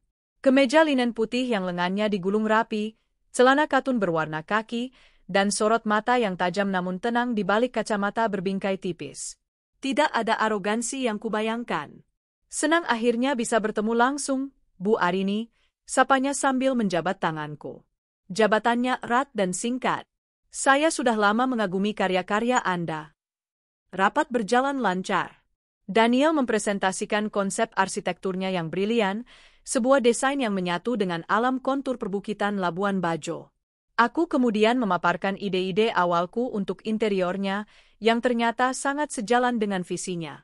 Diskusi kami mengalir, penuh dengan istilah-istilah teknis dan perdebatan sehat tentang material dan filosofi desain. Aku menyadari, rumor itu salah. Dia bukan sulit, dia hanya sangat bersemangat dan cerdas. Bekerja dengannya terasa seperti bermain catur dengan lawan yang sepadan, membuat otakku kembali berputar dengan cara yang menggairahkan. Dalam beberapa minggu berikutnya, kami sering bertemu. Terkadang di Jakarta, terkadang kami terbang bersama ke lokasi proyek. Dia selalu menjaga jarak profesional, namun aku bisa merasakan rasa hormat dalam setiap interaksinya. Dia tidak pernah menyinggung kehidupan pribadiku, yang aku yakin gosipnya sudah sampai ke telinganya. Dia memperlakukanku murni sebagai seorang profesional, dan aku sangat menghargainya. Sebuah terobosan kecil dalam hubungan profesional kami terjadi suatu malam di Bajo. Kami baru saja menyelesaikan rapat maraton dengan kontraktor hingga larut malam. Hanya kami berdua yang tersisa di ruang rapat resor yang setengah jadi itu, ditemani secangkir kopi dan tumpukan cetak biru. Proyek ini benar-benar menguras tenaga, kataku sambil meregangkan punggungku yang kaku. Daniel tersenyum tipis. Tapi akan sepadan. Ini akan menjadi sebuah mahakarya. Tiba-tiba ponselnya bergetar. Dia melirik layarnya, dan raut wajahnya yang serius langsung melembut. Maaf, saya harus angkat ini. Dia berjalan sedikit menjauh. Aku bisa mendengar suaranya yang berubah menjadi hangat dan penuh kasih. Halo, cantik. Iya, ayah masih kerja. Kamu sudah sikat gigi? Jangan lupa cium foto ayah sebelum tidur ya. I love you too, sweet. Dia menutup telepon dan kembali duduk, wajahnya masih menyisakan senyum lembut. Maaf, putri saya, Alia. Ritual telepon sebelum tidur. Dia pasti sangat menggemaskan, kataku tulus. Dia adalah duniaku, jawabnya singkat. Ada kilas kesedihan yang melintas di matanya, tapi cepat-cepat ia sembunyikan.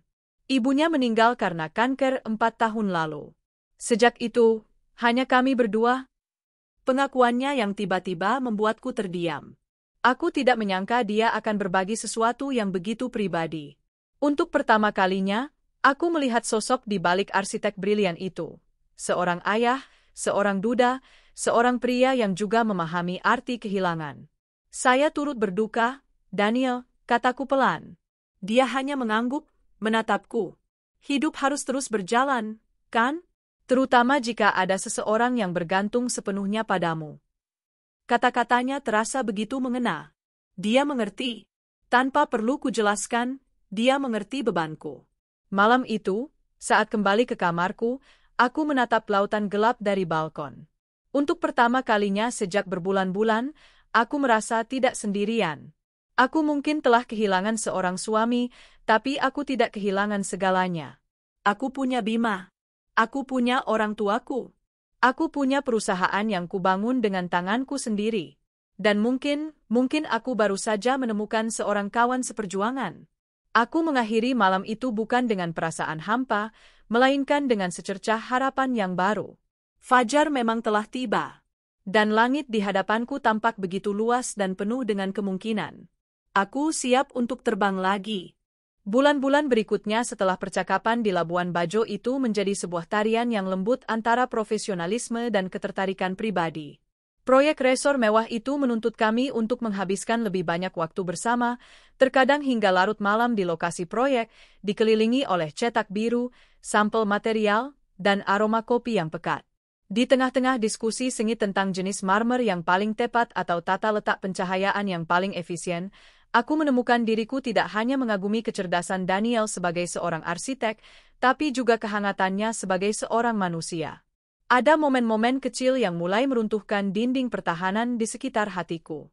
Seperti saat aku sedang pusing 7 keliling karena pemasok kayu dari Sumba tiba-tiba membatalkan pesanan, Daniel dengan tenang mengambil alih telepon, berbicara dalam bahasa lokal yang fasih dengan kontak pribadinya di sana, dan dalam 1 jam, masalah itu selesai. Dia tidak berkata, "Sudah kubilang," atau meminta pujian. Dia hanya menepuk bahuku pelan dan berkata, "Sudah beres. Sekarang, kita kembali fokus pada desain pavilion utama." Dia adalah seorang pemecah masalah, bukan pencipta drama. Sebuah kebalikan total dari Ryan. Perlahan, percakapan kami mulai meluas di luar batas-batas pekerjaan. Suatu malam, setelah seharian penuh berdebat dengan kontraktor, kami memutuskan untuk makan malam di sebuah warung seafood sederhana di tepi pantai, jauh dari kemewahan resor.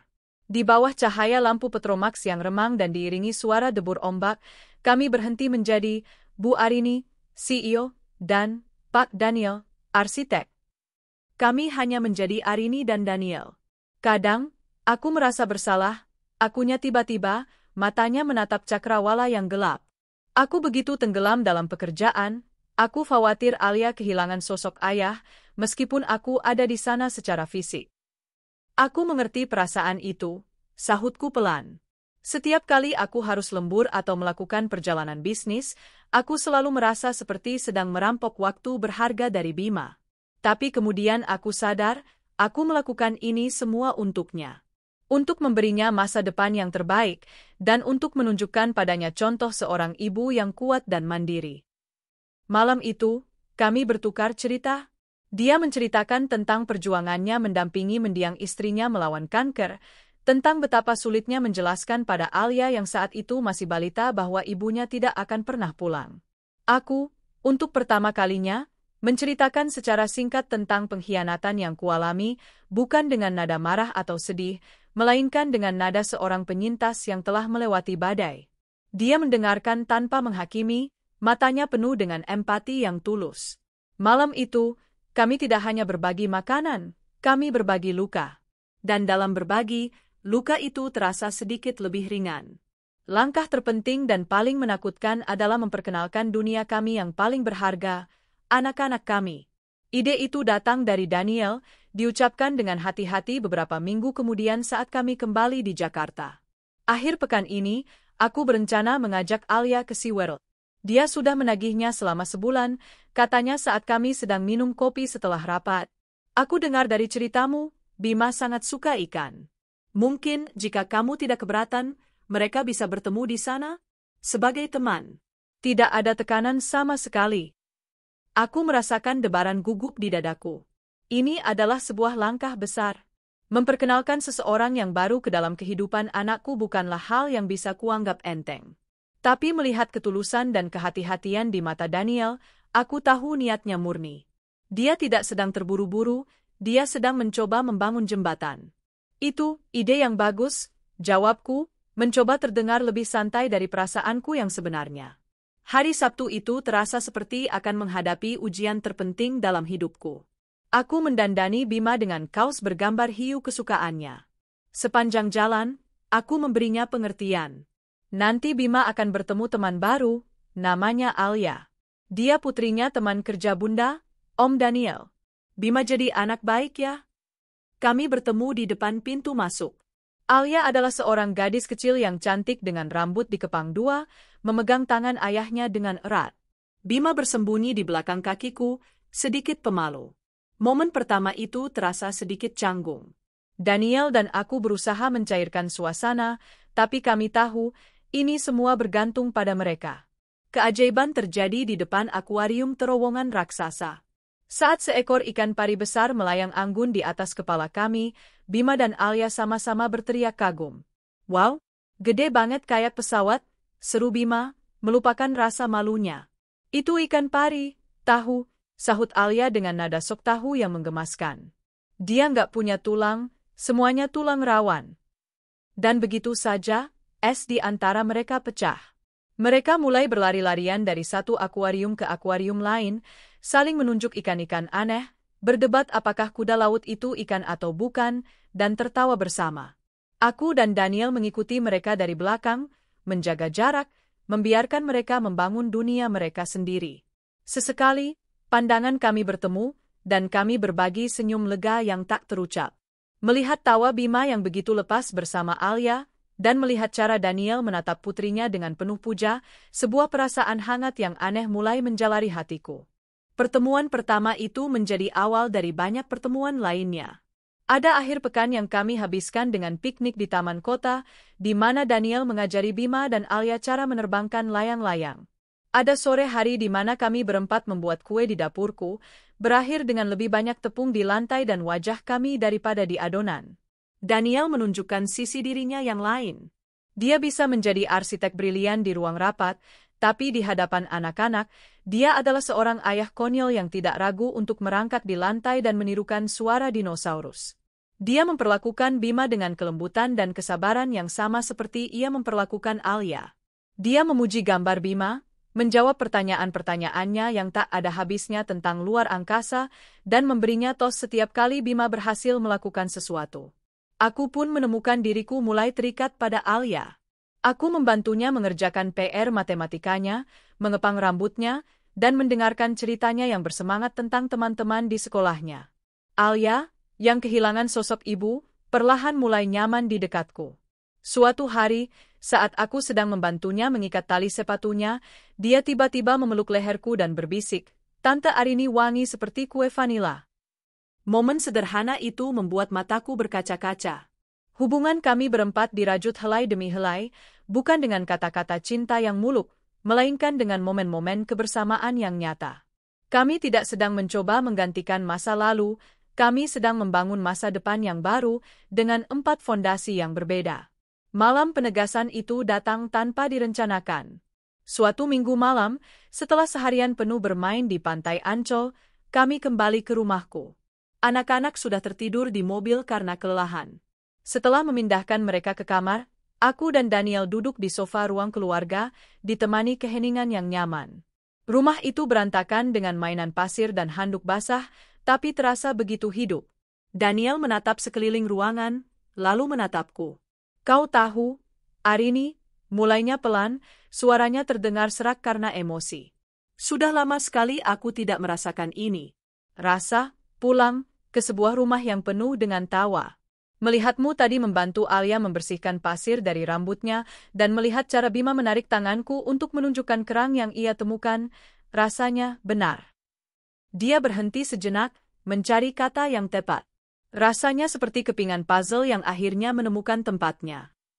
Aku menatapnya, hatiku berdebar kencang. "Aku juga merasakannya, Daniel," bisikku. "Aku sudah lupa bagaimana rasanya percaya pada seseorang. Aku membangun tembok yang begitu tinggi di sekelilingku. Tapi kau tidak mencoba merobohkannya. Kau justru dengan sabar membantuku membangun sebuah gerbang di tembok itu." Dia mengulurkan tangannya, menyentuh pipiku dengan lembut. Sentuhannya hangat dan penuh hormat. "Aku mencintaimu, Arini. Bukan hanya karena kau wanita yang kuat dan brilian, tapi karena kebaikan hatimu, caramu menjadi seorang ibu, dan caramu membuatku merasa utuh kembali." Air mata menggenang di mataku. Kali ini, air mata kebahagiaan. "Aku juga mencintaimu, Daniel." Malam itu, tidak ada lagi keraguan. Kisah yang baru telah benar-benar terajut. Kami bukan lagi hanya Arini dan Daniel, 2 orang tua tunggal yang terluka. Kami adalah sebuah tim. Sebuah calon keluarga. Sebuah harapan yang tumbuh subur dari puing-puing masa lalu, siap menghadapi apapun yang akan datang selanjutnya, bersama-sama. 1,5 tahun berlalu seperti angin. Waktu, yang dulu terasa seperti musuh yang menyeretku melewati penderitaan, kini telah menjadi sahabat yang menyembuhkan. Kehidupan telah menemukan ritmenya yang baru, sebuah melodi yang tenang dan harmonis, jauh dari hiruk-pikuk pengkhianatan yang pernah memekakkan telinga. PT Arini Interior Design tidak hanya pulih, tapi melesat lebih tinggi dari sebelumnya. Tanpa adanya parasit yang menggerogoti dari dalam, perusahaan menjadi lebih sehat dan efisien. Proyek resor dan galeri seni di Labuan Bajo selesai tepat waktu dan mendapat pujian luas dari berbagai media arsitektur dan desain internasional. Proyek itu menjadi mahakarya yang mengangkat namaku dan Daniel ke level yang lebih tinggi lagi. Kemenangan itu terasa manis, bukan karena pundi-pundi yang bertambah, tapi karena itu adalah bukti nyata bahwa aku bisa terbang jauh lebih tinggi setelah sayapku dipatahkan. Hubunganku dengan Daniel juga mekar secara alami, seperti tanaman rambat yang tumbuh perlahan namun kokoh. Dari rekan kerja yang saling mengagumi, kami menjadi teman baik yang saling mendukung. Kami menemukan pelabuhan yang aman pada satu sama lain, tempat untuk berbagi cerita tentang suka duka menjadi orang tua tunggal. Perlahan tapi pasti, persahabatan itu bertransformasi menjadi sesuatu yang lebih dalam. Cinta yang tumbuh di antara kami bukanlah cinta yang meledak-ledak seperti api, melainkan cinta yang hangat dan stabil seperti bara api, dibangun di atas fondasi rasa hormat, kepercayaan, dan pemahaman yang tulus. Akhir pekan bukan lagi tentang kesepian, melainkan tentang tawa riang. Bima dan Alia, putri Daniel yang berusia 7 tahun, telah menjadi sahabat karib. Mereka bisa menghabiskan waktu berjam-jam membangun istana dari Lego atau berlarian di taman, sementara aku dan Daniel mengawasi mereka dari kejauhan sambil menikmati secangkir kopi. Melihat mereka bersama, dua anak yang sama-sama pernah merasakan kehilangan, kini menemukan sosok saudara pada satu sama lain, adalah kebahagiaan yang tak ternilai harganya. Suatu Sabtu sore yang cerah, kami berempat sedang berada di kebun belakang rumahku. Daniel dengan sabar mengajari Bima cara merakit sebuah rumah pohon kecil, sementara aku dan Alia sibuk menanam bunga matahari di petak kebun yang baru. Tawa Bima yang membahana saat Daniel menggelitiknya adalah musik terindah di dunia. Di tengah momen yang nyaris sempurna itu, ponselku yang tergeletak di meja teras bergetar. Sebuah nomor tak dikenal. Biasanya aku akan mengabaikannya, tapi entah kenapa firasatku mengatakan aku harus mengangkatnya. Aku membersihkan tanganku yang kotor oleh tanah dan menjawab panggilan itu. Halo? Hening sejenak di seberang sana, hanya terdengar suara napas yang berat. Lalu, sebuah suara yang nyaris tak kukenali menyapa. Suara yang dulu tegas dan penuh percaya diri, kini terdengar serak, letih, dan penuh keputusasaan. Arini, ini aku. Rian. Aku terdiam. Seluruh tubuhku menegang. Gema dari masa lalu yang sudah lama kukubur dalam-dalam kini kembali berdering di telingaku. Aku melirik ke arah Daniel dan anak-anak yang masih asyik bermain, seolah memastikan duniaku yang baru ini masih utuh. Ada apa? Tanyaku, suaraku dingin dan tanpa emosi. Aku sudah bukan lagi wanita yang bisa ia goyahkan. Terdengar helaan napas yang gemetar. Aku minta maaf, Arini. Sungguh, aku minta maaf atas segalanya. Aku tahu kata-kataku ini tidak ada artinya, tapi aku harus mengatakannya. Aku menyesal. Setiap hari. Aku bersandar di pilar teras, mataku masih tertuju pada Bima. Penyesalanmu adalah urusanmu dengan Tuhan, Rian. Bukan denganku. Ada perlu apa? Hidupku hancur, Rin, katanya, nada suaranya pecah. Pernikahanku dengan Sarah tidak bertahan lama. Kami bercerai 6 bulan yang lalu. Ternyata cinta saja tidak cukup untuk membayar tagihan. Dia tidak tahan hidup susah. Setelah perceraian kita, tidak ada perusahaan yang mau menerimaku. Namaku sudah tercoreng di mana-mana. Aku mencoba berbagai macam usaha kecil, tapi semuanya gagal. Aku sekarang benar-benar di titik terendah. Aku mendengarkan pengakuannya tanpa rasa iba. Yang kurasakan hanyalah sebuah konfirmasi yang dingin. Cinta mereka yang katanya, sejati, ternyata hanyalah ilusi yang ditopang oleh uangku. Saat fondasi materi itu kutarik, bangunan cinta palsu mereka pun runtuh dengan sendirinya. Itu adalah konsekuensi dari pilihan yang kau buat sendiri, jawabku datar. Aku tahu, Arini, suaranya meninggi, terdengar putus asa. Itulah kenapa aku meneleponmu. Bukan sebagai mantan suamimu, tapi sebagai orang yang pernah kau kenal baik. Aku butuh bantuan. Pinjamkan aku sedikit modal. Aku bersumpah akan mengembalikannya begitu usahaku berjalan. Aku hanya butuh satu kesempatan lagi untuk bangkit. Aku mendengus pelan. Sungguh tak tahu malu. Setelah semua uang perusahaan yang kau curi dan belum kau kembalikan, kau masih berani meminta lebih. Kalau begitu, kalau bukan untukku, lakukanlah untuk Bima, katanya, kini memainkan kartu terakhirnya yang paling licik. Aku ayahnya.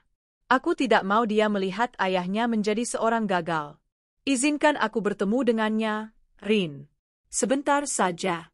Aku sangat merindukannya. Aku bersumpah tidak akan mengganggumu lagi setelah itu. Permintaan itu menyulut kembali sisa-sisa bara amarah di dalam diriku. Beraninya dia menggunakan nama putraku, anak yang telah ia telantarkan tanpa rasa bersalah, sebagai alat untuk memanipulasiku. Dengar baik-baik, Rian, desisku, suaraku kini rendah dan berbahaya. Kau kehilangan hak untuk menyebut dirimu ayahnya pada malam saat kau memilih perempuan lain di hadapanku. Bima punya figur ayah yang jauh lebih baik sekarang, seseorang yang mengajarinya cara menjadi laki-laki yang baik tanpa pamrih. Jangan pernah sebut namanya lagi. Dan jangan pernah, sekali lagi, kau mencoba menghubungiku atau mendekati putraku. Jika kau melanggarnya, pengacaraku yang akan berbicara denganmu. Mengerti? Aku tidak menunggu jawabannya. Aku langsung memutuskan panggilan dan memblokir nomornya. Tanganku sedikit gemetar, bukan karena takut atau sedih, tapi karena luapan amarah yang membakar. Semuanya baik-baik saja? Suara Daniel yang tenang tiba-tiba sudah ada di sampingku. Dia pasti melihat perubahan di wajahku. Aku menarik napas dalam-dalam, mencoba menenangkan detak jantungku. Hanya gema dari masa lalu, jawabku sambil tersenyum tipis. Sudah kutangani. Daniel tidak bertanya lebih jauh. Dia hanya mengusap punggungku dengan lembut, sebuah gestur kecil yang mengatakan, aku di sini untukmu. Kehadirannya yang solid seketika meredakan sisa-sisa amarahku. Gema kedua datang seminggu kemudian, melalui perantara yang tidak kuduga, ibuku. Beliau menelepon dari kampung dengan suara yang terdengar prihatin. Enduk, tadi mantan ibu mertuamu, Bu Lastri, datang ke rumah, cerita ibu. Ya ampun, kondisinya menyedihkan sekali, Rin. Badannya kurus, pakaiannya kusam. Dia datang sambil menangis-nangis. Aku mendengarkan dalam diam. Dia minta maaf padamu lewat ibu. Katanya dia dan Pak Danu sekarang hidup susah di desa. Rian tidak pernah mengirim uang. Rina, adiknya, terpaksa berhenti kuliah karena tidak ada biaya. Dia bilang dia sangat menyesal dan merindukanmu serta Bima. Dia memohon agar kamu mau membantunya sedikit untuk biaya hidup. Ibuku berhenti sejenak, lalu berkata dengan hati-hati, ibu tahu ini bukan urusan ibu, tapi melihatnya tadi, ibu jadi tidak tega. Bagaimanapun juga, dia neneknya Bima. Inilah ujian terakhirku. Jika Rian adalah amarah, maka mantan mertuaku adalah rasa iba. Aku terdiam sejenak, menimbang-nimbang. Dulu, aku mungkin akan luluh. Tapi sekarang, aku sudah berbeda. Bu, kataku dengan suara yang lembut namun tegas. Tolong berikan sejumlah uang padanya. Ambil saja dari uang bulanan yang biasa aku kirim untuk ibu. Anggap saja itu sedekah dariku sebagai sesama manusia. Syukurlah, tapi, potongku. Tolong sampaikan juga pesanku padanya dengan jelas. Pintu maafku mungkin terbuka, tapi pintu untuk kembali ke dalam kehidupanku dan Bima sudah tertutup rapat dan terkunci selamanya. Bantuan ini adalah yang pertama dan terakhir. Setelah ini, aku tidak mau mendengar kabar apapun lagi tentang mereka. Anggap semua urusan sudah selesai. Ibuku mengerti. Beliau tahu bahwa keputusanku sudah bulat. Ini bukanlah tindakan balas dendam, melainkan tindakan penegasan batas. Aku bisa berbelas kasih, tapi aku tidak akan pernah lagi menjadi naif. Malam itu, setelah menidurkan Bima, aku duduk di balkon bersama Daniel, menatap langit malam yang bertabur bintang. Aku menceritakan semuanya padanya, tentang telepon dari Rian dan permohonan mantan mertuaku. Dia mendengarkan dengan saksama tanpa menyela. Setelah aku selesai, dia menggenggam tanganku. Kamu telah menjadi wanita yang luar biasa bijaksana, Arini. Kamu kuat saat harus menjadi kuat, dan kamu berbelas kasih saat kamu bisa. Aku sangat bangga padamu. Kata-katanya menghangatkan hatiku. Aku menyandarkan kepalaku di bahunya, merasa damai. Gema-gema dari masa lalu itu memang sempat datang mengganggu, tapi mereka tidak lagi memiliki kekuatan untuk menyakitiku. Mereka hanyalah suara-suara kosong dari dunia yang sudah tidak ada lagi. Duniaku yang sekarang ada di sini, di sisiku, dalam kehangatan genggaman tangannya dan janji masa depan yang cerah. 2 tahun penuh telah berlalu sejak malam di mana duniaku terbelah menjadi 2. 2 tahun sejak aku berjalan keluar dari rumah pengkhianatan itu, meninggalkan puing-puing kehidupan lamaku untuk terbakar habis menjadi abu. Dari abu itulah, perlahan tapi pasti, aku menumbuhkan sebuah kehidupan baru yang jauh lebih kokoh, lebih indah, dan yang terpenting, lebih jujur. Pagi hari di rumahku tidak lagi dimulai dengan kesunyian yang dingin, melainkan dengan kekacauan yang hangat. Pagi ini, misalnya, dimulai dengan suara Bima yang berteriak dari kamarnya bahwa ia tidak bisa menemukan kaos kaki kirinya yang bergambar Iron Man, disusul suara tawa Alia dari dapur yang sedang mencoba membuat menara dari roti panggang. Di tengah-tengah orkestra pagi itu, Daniel adalah dirigen yang tenang. Dengan handuk masih tersampir di lehernya sehabis mandi, ia berhasil menemukan kaos kaki Bima yang terselip di bawah tempat tidur, sambil dengan cekatan mengoleskan selai coklat ke roti panggang Alia. Aku mengamati pemandangan itu dari ambang pintu dapur, secangkir kopi hangat di tanganku. Hatiku membengkak oleh perasaan syukur yang begitu besar hingga terasa sesak. Inilah kebahagiaanku. Bukan kemewahan rumah ini atau kesuksesan perusahaanku. Kebahagiaanku adalah pemandangan sederhana ini. Seorang pria baik hati yang merawat anak-anak kami seolah mereka semua adalah darah dagingnya sendiri, dan tawa 2 anak kecil yang telah menemukan saudara pada satu sama lain. Selamat pagi, bunga tidur, sapa Daniel, matanya menangkap tatapanku. Itu adalah nama panggilan sayangnya untukku, karena katanya aku selalu paling segar dan bersemangat di pagi hari. Pagi, balasku sambil tersenyum. Kelihatannya tim Iron Man dan tim Menara Roti sudah siap untuk memulai hari. Siap, jawab mereka serempak. Kami telah menjadi sebuah tim yang solid, sebuah keluarga dalam segala hal kecuali selembar kertas. Kami menavigasi jadwal sekolah, les balet Alia, latihan sepak bola Bima, dan tentu saja, jadwal kerja kami yang padat, dengan kerjasama yang mulus. Tidak ada lagi beban yang kupikul sendirian. Ada Daniel di sisiku, sebagai partner, kekasih, dan sahabat terbaikku. Minggu itu, kami berempat terbang ke Labuan Bajo. Resor Mahakarya kami merayakan hari jadinya yang pertama, dan kami diundang sebagai tamu kehormatan. Kembali ke tempat itu terasa seperti pulang ke rumah. Tempat di mana fondasi hubunganku dan Daniel diletakkan, di antara tumpukan cetak biru dan debat tentang estetika. Anak-anak berlarian dengan gembira di sepanjang jalan setapak yang familiar, sementara aku dan Daniel berjalan di belakang, bergandengan tangan. Kami melihat hasil kerja keras kami, sebuah surga kecil yang kami ciptakan bersama, kini hidup dan dipenuhi oleh tawa para tamu dari seluruh dunia. Di hari kedua, menjelang senja, Daniel mengajakku ke tempat favorit kami, sebuah dek kayu terpencil yang dibangun di ujung tebing, dengan pemandangan langsung ke lautan Flores yang biru dan pulau-pulau di sekitarnya. Ini adalah tempat di mana kami sering melarikan diri untuk mencari inspirasi atau sekadar berdiam diri setelah hari yang panjang. Anak-anak di mana? Tanyaku saat menyadari hanya kami berdua di sana. Mereka sedang menjalankan misi rahasia dengan manajer resor, jawab Daniel misterius, senyum kecil bermain di bibirnya. Hanya kita berdua untuk beberapa saat. Matahari mulai turun, melukis langit dengan gradasi warna oranye, merah muda, dan ungu yang menakjubkan. Suara ombak yang menghantam karang di bawah menjadi musik latar yang syahdu. Daniel berdiri di hadapanku, menggenggam kedua tanganku. Wajahnya yang biasanya tenang kini terlihat sedikit gugup, membuat hatiku berdebar sedikit lebih kencang. Arini, mulainya, suaranya terdengar dalam dan tulus.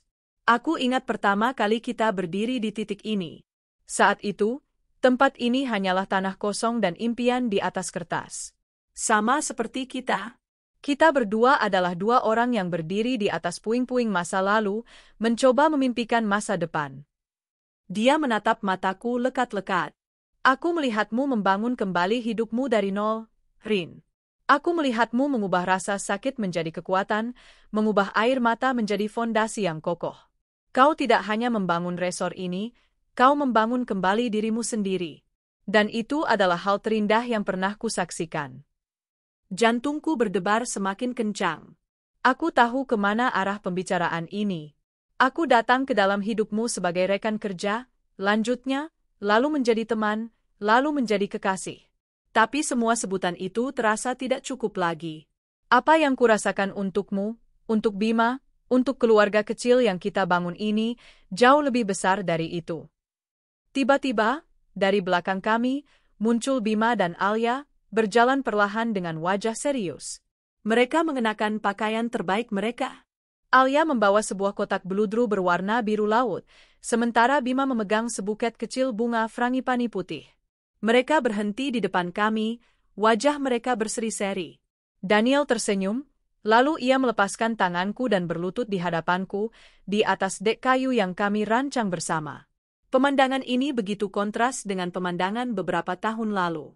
Tidak ada kerumunan orang, tidak ada motif tersembunyi, tidak ada kepalsuan. Yang ada hanyalah ketulusan, di hadapan keagungan alam dan disaksikan oleh dua malaikat kecil kami. Dia mengambil kotak dari tangan Alia dan membukanya. Di dalamnya, sebuah cincin dengan batu safir biru yang indah, dikelilingi berlian-berlian kecil, berkilauan seperti lautan di bawah kami saat senja. Arini Damayanti, katanya, suaranya sedikit bergetar. Aku tidak bisa berjanji untuk menghapus semua bekas lukamu, karena luka itu adalah bagian dari dirimu yang membuatmu menjadi wanita paling kuat yang kukenal. Tapi aku berjanji akan menghabiskan sisa hidupku untuk mengisi hari-harimu dengan tawa, kedamaian, dan cinta yang tak bersyarat. Aku berjanji akan menjadi ayah terbaik untuk Bima dan Alia, dan menjadi partner seumur hidup untukmu. Dengan disaksikan oleh dua karya terbaik kita, ia melirik Bima dan Alia dengan penuh kasih. Maukah kamu menikah denganku, dan secara resmi mengizinkanku untuk menjadi bagian dari kebahagiaan yang telah kau bangun kembali ini? Air mata yang selama ini berhasil kutahan, akhirnya tumpah ruah. Bukan air mata sakit atau marah, melainkan air mata kebahagiaan murni yang meluap dari hati yang telah sembuh total. Di tengah isak tangisku, aku mengangguk sekuat tenaga. Ya, bisikku, suaraku nyaris tak terdengar. Ya, Daniel, aku mau. Tentu saja aku mau. Sorak-sorai Bima dan Alia memecah keheningan senja. Daniel menyelipkan cincin itu di jari manisku. Pas sekali. Dia lalu berdiri dan memelukku erat, dan anak-anak kami segera bergabung, menciptakan sebuah pelukan keluarga yang hangat dan tak terpatahkan. Sambil memeluk mereka, aku menatap matahari yang akhirnya tenggelam sepenuhnya di cakrawala. Aku teringat kembali pada hari itu. Hari di mana aku tak sengaja mampir ke sebuah rumah yang ternyata adalah pintu neraka. Aku tidak pernah menyangka bahwa jalan yang paling menyakitkan dalam hidupku justru adalah jalan yang membawaku pulang. Pulang ke diriku sendiri. Pulang ke kebahagiaan sejati. Aku telah kehilangan sebuah pernikahan, tapi aku menemukan sebuah keluarga. Aku telah dihancurkan oleh pengkhianatan, tapi aku dibangun kembali oleh cinta yang tulus. Aku adalah Arini Damayanti. Seorang penyintas, seorang ibu, seorang pemimpin, dan sebentar lagi, seorang istri dari pria terbaik yang pernah kukenal. Dan kisahku baru saja benar-benar dimulai. Langit di atas Nusa Dua, Bali, berwarna biru cemerlang tanpa celah, seolah ikut merestui hari di mana dua keluarga, dua hati yang pernah terluka, dilebur menjadi satu. 3 tahun telah berlalu sejak lamaran di Labuan Bajo, dan 2 tahun sejak aku berdiri di atas hamparan pasir putih, di bawah sebuah gapura yang dihiasi bunga kamboja dan melati, menatap Daniel yang menungguku di ujung altar. Pernikahan kami bukanlah sebuah perayaan yang megah dan hingar-bingar. Kami sengaja membuatnya intim, hanya dihadiri oleh keluarga inti dan sahabat terdekat. Aku masih bisa mengingat dengan jelas setiap detailnya. Aku berjalan di altar, diapit oleh Bima di satu sisi dan Alia di sisi lain. Merekalah pengiringku, dua alasan terbesarku untuk kembali percaya pada cinta. Bima, dalam setelan jas kecilnya, menatapku dengan bangga. Alia, dengan gaun putih kecilnya, menggenggam tanganku erat, seolah berkata, sekarang kita benar-benar satu keluarga. Saat mengucapkan janji suci, Daniel tidak hanya menatapku. Ia juga berlutut di hadapan kedua anak kami. Aku berjanji, katanya dengan suara bergetar, Untuk tidak hanya menjadi suami terbaik bagi bundamu, tapi juga menjadi ayah yang akan selalu ada untuk kalian. Untuk mengajari Bima cara menjadi pria yang kuat dan baik hati, dan untuk melindungi Alia dengan segenap jiwa ayah. Hati ayah cukup besar untuk kalian berdua. Saat itu, tidak ada satupun mata yang kering di antara para tamu. Janji itu bukan hanya untukku, tapi untuk kami semua. Dan kini, 2 tahun setelah janji itu diucapkan, kehidupan membuktikan bahwa itu bukanlah kata-kata kosong. Pagi ini, di rumah kami yang baru, sebuah rumah yang kami rancang bersama, yang memiliki halaman belakang cukup luas untuk Bima berlatih sepak bola dan petak kebun untuk Alia menanam stroberi, dimulai seperti biasa. Dengan kekacauan yang terorganisir. Bunda. Alia menyembunyikan buku PR-ku, teriak Bima dari ruang belajar.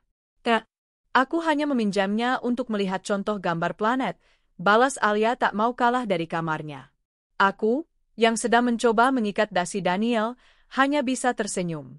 Daniel, giliranmu, kataku sambil menepuk dadanya. Daniel tertawa, merapikan dasinya sendiri. Siap, laksanakan, komandan. Ia berjalan menuju sumber keributan, dan beberapa saat kemudian, aku mendengar suaranya yang tenang menengahi mereka, diikuti oleh tawa cekikikan. Dia adalah diplomat ulung di Republik kecil kami. Kehidupan kami adalah tentang hal-hal kecil seperti ini. Tentang membantu Bima yang sekarang berusia 10 tahun, mengatasi demam panggungnya sebelum pentas drama di sekolah. Tentang menemani Alia yang berusia 9 tahun, memilih kado untuk ulang tahun sahabatnya. Tentang rapat-rapat proyek baru di mana aku dan Daniel masih sering berdebat sengit soal konsep, namun kini diakhiri dengan kecupan di kening dan pertanyaan, nanti malam mau makan apa? Kami adalah sebuah tim. Dalam pekerjaan, dalam mengurus rumah, dan yang terpenting, dalam membesarkan anak-anak. Kami saling mengisi kekosongan. Aku, yang terkadang terlalu kaku dan terstruktur, belajar untuk lebih santai dan menikmati momen dari Daniel. Sementara Daniel, yang kadang terlalu larut dalam dunia kreatifnya, belajar untuk lebih terorganisir dariku. Siang itu, aku punya janji makan siang dengan klien di sebuah mall premium di pusat kota. Setelah rapat selesai, aku memutuskan untuk mampir ke supermarket di lantai bawah untuk membeli beberapa bahan makanan. Saat sedang memilih buah alpukat, mataku tanpa sengaja menangkap sesosok figur yang familiar di lorong seberang, di bagian makanan bayi. Waktu seolah berhenti sejenak. Itu Sarah. Ia terlihat sangat berbeda. Rambutnya yang dulu selalu tertata sempurna di salon mahal, kini hanya diikat ekor kuda seadanya. Ia tidak lagi memakai gaun desainer atau menenteng tas mewah. Ia hanya mengenakan kaos oblong biasa dan celana jeans yang sedikit pudar. Ia tampak lebih kurus, dan ada lingkaran hitam samar di bawah matanya. Ia sedang kerepotan menenangkan seorang balita di dalam troli yang menangis, sambil mencoba membaca label di kaleng susu formula. Saat itulah, mata kami bertemu. Ada kilatan keterkejutan di matanya, yang dengan cepat berganti menjadi ekspresi yang rumit, campuran antara malu, iri, dan penyesalan yang mendalam. Ia seperti ingin berbalik dan lari, tapi kakinya terpaku. Aku menatapnya sejenak. Anehnya, tidak ada lagi amarah, tidak ada lagi rasa sakit, tidak ada lagi keinginan untuk balas dendam. Yang kurasakan hanyalah kehampaan. Dia bukan lagi monster dalam hidupku. Dia hanyalah seorang wanita biasa, seorang ibu yang kelelahan di sebuah supermarket pada hari Selasa siang. Dia adalah hantu dari kehidupan yang sudah tidak ada lagi. Aku memberinya sebuah anggukan kecil. Sebuah anggukan yang tidak berarti, aku memaafkanmu, atau mari kita berteman. Itu hanyalah sebuah pengakuan. Pengakuan bahwa aku melihatnya, dan bahwa ia tidak lagi memiliki kekuatan apapun atasku. Kemudian, aku mendorong troliku dan berjalan pergi, tanpa menoleh ke belakang. Aku tidak peduli apa yang ia pikirkan atau rasakan. Dunianya bukan lagi urusanku. Saat aku berjalan menuju kasir, ponselku berdering. Foto Daniel, Bima, dan Alia yang sedang tersenyum konyol muncul di layar. Aku mengangkatnya. Halo, sayang, sapaku. Hei, bunga tidur. Hanya mau bilang, aku akan jemput anak-anak hari ini. Kamu tidak perlu buru-buru. Aku akan ajak mereka makan es krim dulu. Mau dibawakan pulang rasa apa? Aku tersenyum, hatiku terasa ringan dan penuh. Bawakan saja rasa kebahagiaan, jawabku. Daniel tertawa di seberang sana. Setiap hari juga sudah kubawakan itu. Malam itu, setelah anak-anak tertidur, aku dan Daniel duduk di teras belakang, menatap bintang. Aku tidak menceritakan pertemuanku dengan Sarah. Bukan karena itu rahasia, tapi karena itu terasa tidak penting. Itu adalah catatan kaki yang tidak relevan dalam buku kehidupanku yang baru. Aku menyandarkan kepalaku di bahu Daniel, merasakan kedamaian yang mendalam. Aku teringat lagi pada hari itu, hari di mana aku tak sengaja mampir. Sebuah belokan tak terduga yang terasa seperti akhir dari duniaku. Tapi ternyata, itu bukanlah akhir. Itu adalah sebuah jalan memutar yang menyakitkan, yang sengaja dirancang oleh takdir untuk membawaku keluar dari jalan buntu dan menuju ke tempat di mana aku seharusnya berada. Kisahku bukanlah tentang pembalasan dendam. Kisahku adalah tentang ketahanan. Tentang keberanian untuk meruntuhkan sebuah bangunan yang fondasinya sudah busuk, tidak peduli seberapa megah kelihatannya dari luar, agar bisa membangun sesuatu yang baru dari awal. Sesuatu yang jujur, kokoh, dan nyata. Aku telah membangun kembali kebahagiaanku. Dan kali ini, aku membangunnya untuk selamanya. Di atas lembaran baru ini, bersama pria di sisiku dan 2 anak yang kami cintai, kami akan menulis sebuah kisah yang abadi. Kisah tentang sebuah keluarga yang lahir dari puing-puing dan mekar menjadi sesuatu yang jauh lebih indah. 10 tahun. 1 dekade telah berlalu sejak janji suci itu kami ucapkan di atas pasir putih Bali. 10 tahun terasa seperti sekejap mata, namun juga seluas samudra yang penuh dengan kenangan, tawa, dan beberapa air mata bahagia. Waktu telah memahat ulang kehidupan kami, mengubah garis-garis wajah kami dengan lembut, menebalkan ikatan di antara kami hingga menjadi sesuatu yang tak terpatahkan. Saat ini, aku sedang duduk di sebuah teras batu yang menghadap ke lembah Val d'Orcia di Tuscany, Italia. Udara sore yang hangat membawa aroma pohon zaitun dan lavender yang menenangkan. Di kejauhan, matahari yang mulai condong ke barat melukis perbukitan yang landai dengan cahaya keemasan yang magis. Kami menyewa sebuah villa batu tua selama 2 minggu untuk merayakan sebuah tonggak sejarah penting. Kelulusan Bima dari sekolah menengah atas dan diterimanya ia di Fakultas Arsitektur di salah satu universitas terbaik di London. Perjalanan ini adalah hadiah untuknya, tapi juga hadiah untuk kami semua. Sebuah jeda dari kesibukan, sebuah momen untuk bernapas dan merayakan sejauh mana kami telah melangkah. Aku tersenyum saat melihat pemandangan di taman di bawah teras. Daniel, yang rambutnya kini mulai dihiasi uban perak yang membuatnya tampak semakin bijaksana, sedang asyik bermain catur dengan Bima.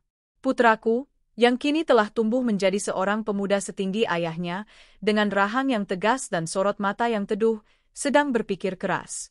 Melihat interaksi mereka, bukan lagi sebagai ayah tiri dan anak tiri, tapi murni sebagai ayah dan anak, selalu berhasil menghangatkan hatiku. Mereka bisa berdebat sengit tentang strategi Rui Lopez, lalu 5 menit kemudian tertawa terbahak-bahak karena lelucon konyol. Tak jauh dari mereka, Alia sedang duduk di bawah pohon zaitun, sketsa di pangkuannya. Di usianya yang ke-17, ia telah tumbuh menjadi seorang gadis yang cerdas dan penuh empati, dengan bakat luar biasa dalam menulis dan melukis. Ia memiliki kepekaan jiwa ibunya dan ketenangan ayahnya. Ia seringkali menjadi penengah yang bijak setiap kali aku dan Daniel memiliki perbedaan pendapat soal desain. Lamunanmu tampak indah, Bu CEO. Suara Daniel membuyarkan renunganku. Permainan catur mereka rupanya sudah selesai. Aku tertawa kecil. Aku hanya sedang menghitung berkatku. Dia menghampiriku, duduk di kursi di sebelahku dan meraih tanganku. Dan apakah hasilnya memuaskan? Lebih dari yang pernah kubayangkan, jawabku tulus, menyandarkan kepalaku di bahunya. Malam itu, setelah makan malam yang meriah di bawah langit berbintang, di mana kami menyantap pasta buatan sendiri dan saling melempar cerita memalukan tentang masa kecil anak-anak, Bima dan Alia memutuskan untuk menonton film di ruang media. Tinggallah aku dan Daniel berdua di teras, ditemani sebotol anggur Chianti dan suara jangkrik yang bersahutan.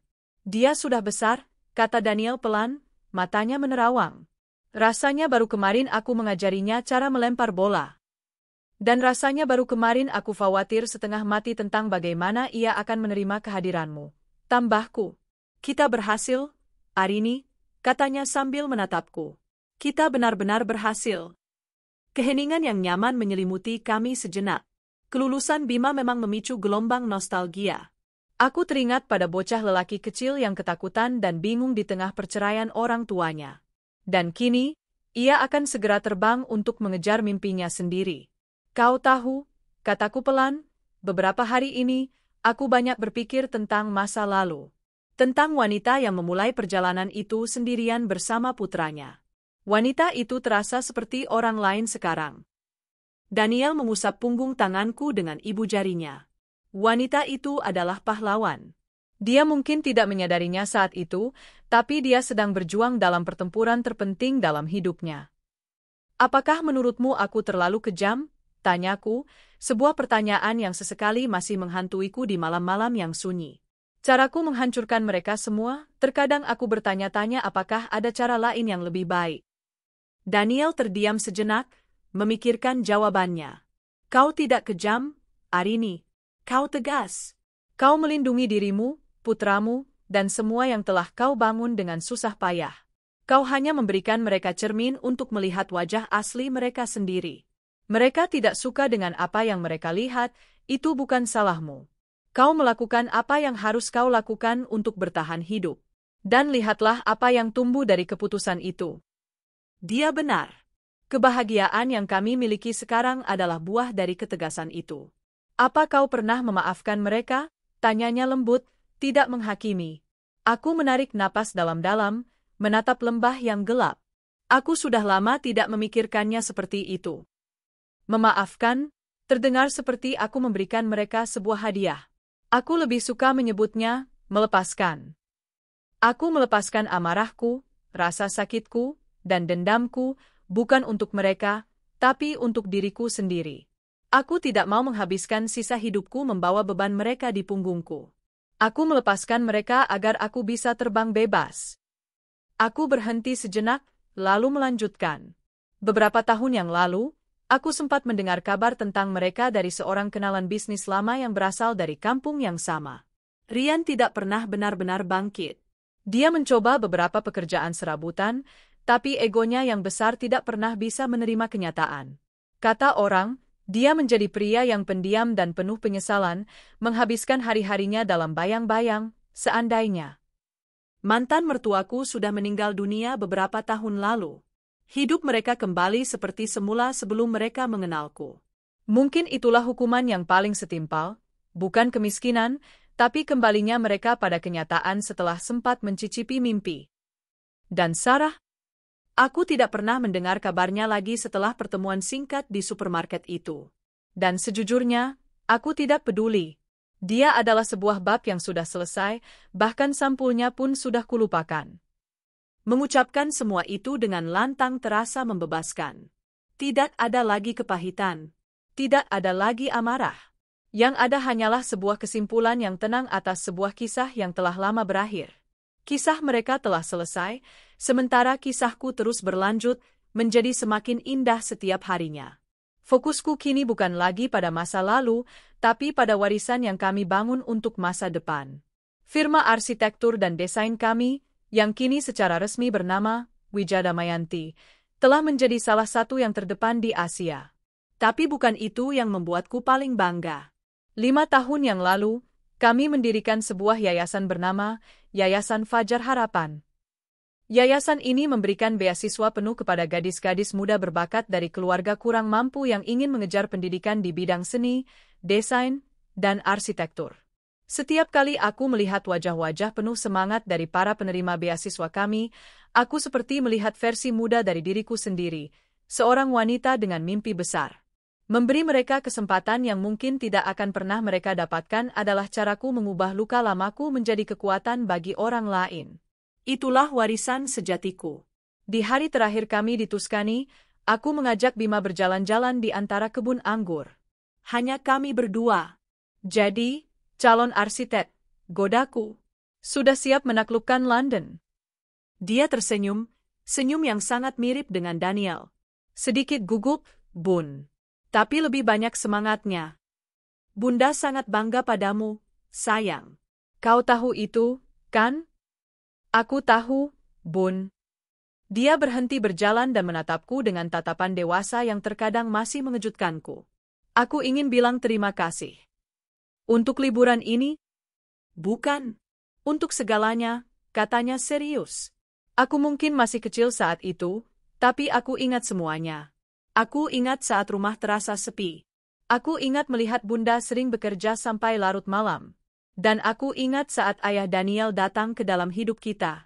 Terima kasih sudah kuat untuk kami berdua. Dan terima kasih sudah memilihkan ayah terbaik di dunia untukku. Air mataku menggenang. Aku memeluknya erat, putraku yang sudah dewasa. Kaulah yang memberiku kekuatan, Bima. Aku memilih arsitektur bukan hanya karena ayah Daniel, lanjutnya saat kami kembali berjalan. Tapi juga karena kalian berdua. Aku melihat bagaimana kalian membangun sesuatu yang indah dari nol. Bukan hanya gedung, tapi juga keluarga kita. Aku ingin melakukan hal yang sama. Aku ingin merancang ruang-ruang yang membuat orang merasa aman, bahagia, dan merasa seperti di rumah. Seperti yang kalian lakukan untukku dan Alia.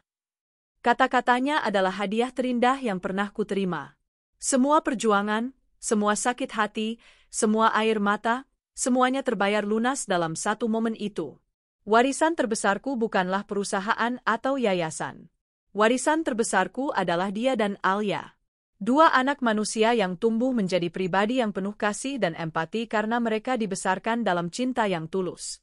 Malam itu, kami berempat berkumpul sekali lagi di teras, menatap gugusan bintang yang tak terhitung jumlahnya di langit Tuscany yang jernih. Alia menyandarkan kepalanya di bahuku, sementara Bima dan Daniel sedang asyik menunjuk rasi bintang menggunakan aplikasi di ponsel mereka. Aku memejamkan mata sejenak, merasakan momen ini dengan segenap jiwaku. Angin malam yang sejuk, aroma bunga melati dari taman, tawa anak-anakku, dan kehangatan lengan Daniel yang melingkari pinggangku. Semuanya terasa begitu nyata, begitu sempurna. Aku teringat lagi pada hari itu, bertahun-tahun yang lalu. Hari di mana aku, seorang istri yang lelah, tak sengaja mampir ke sebuah rumah untuk beristirahat. Aku tidak pernah tahu bahwa belokan tak terduga itu akan membawaku pada sebuah perjalanan panjang melintasi neraka, hanya untuk kemudian mengantarkanku ke pintu surga yang tak pernah kubayangkan ada. Perjalanan itu mengajariku bahwa terkadang, kita harus kehilangan segalanya untuk menyadari apa yang benar-benar penting. Kita harus dihancurkan terlebih dahulu sebelum bisa membangun kembali diri kita menjadi versi yang lebih kuat dan lebih utuh.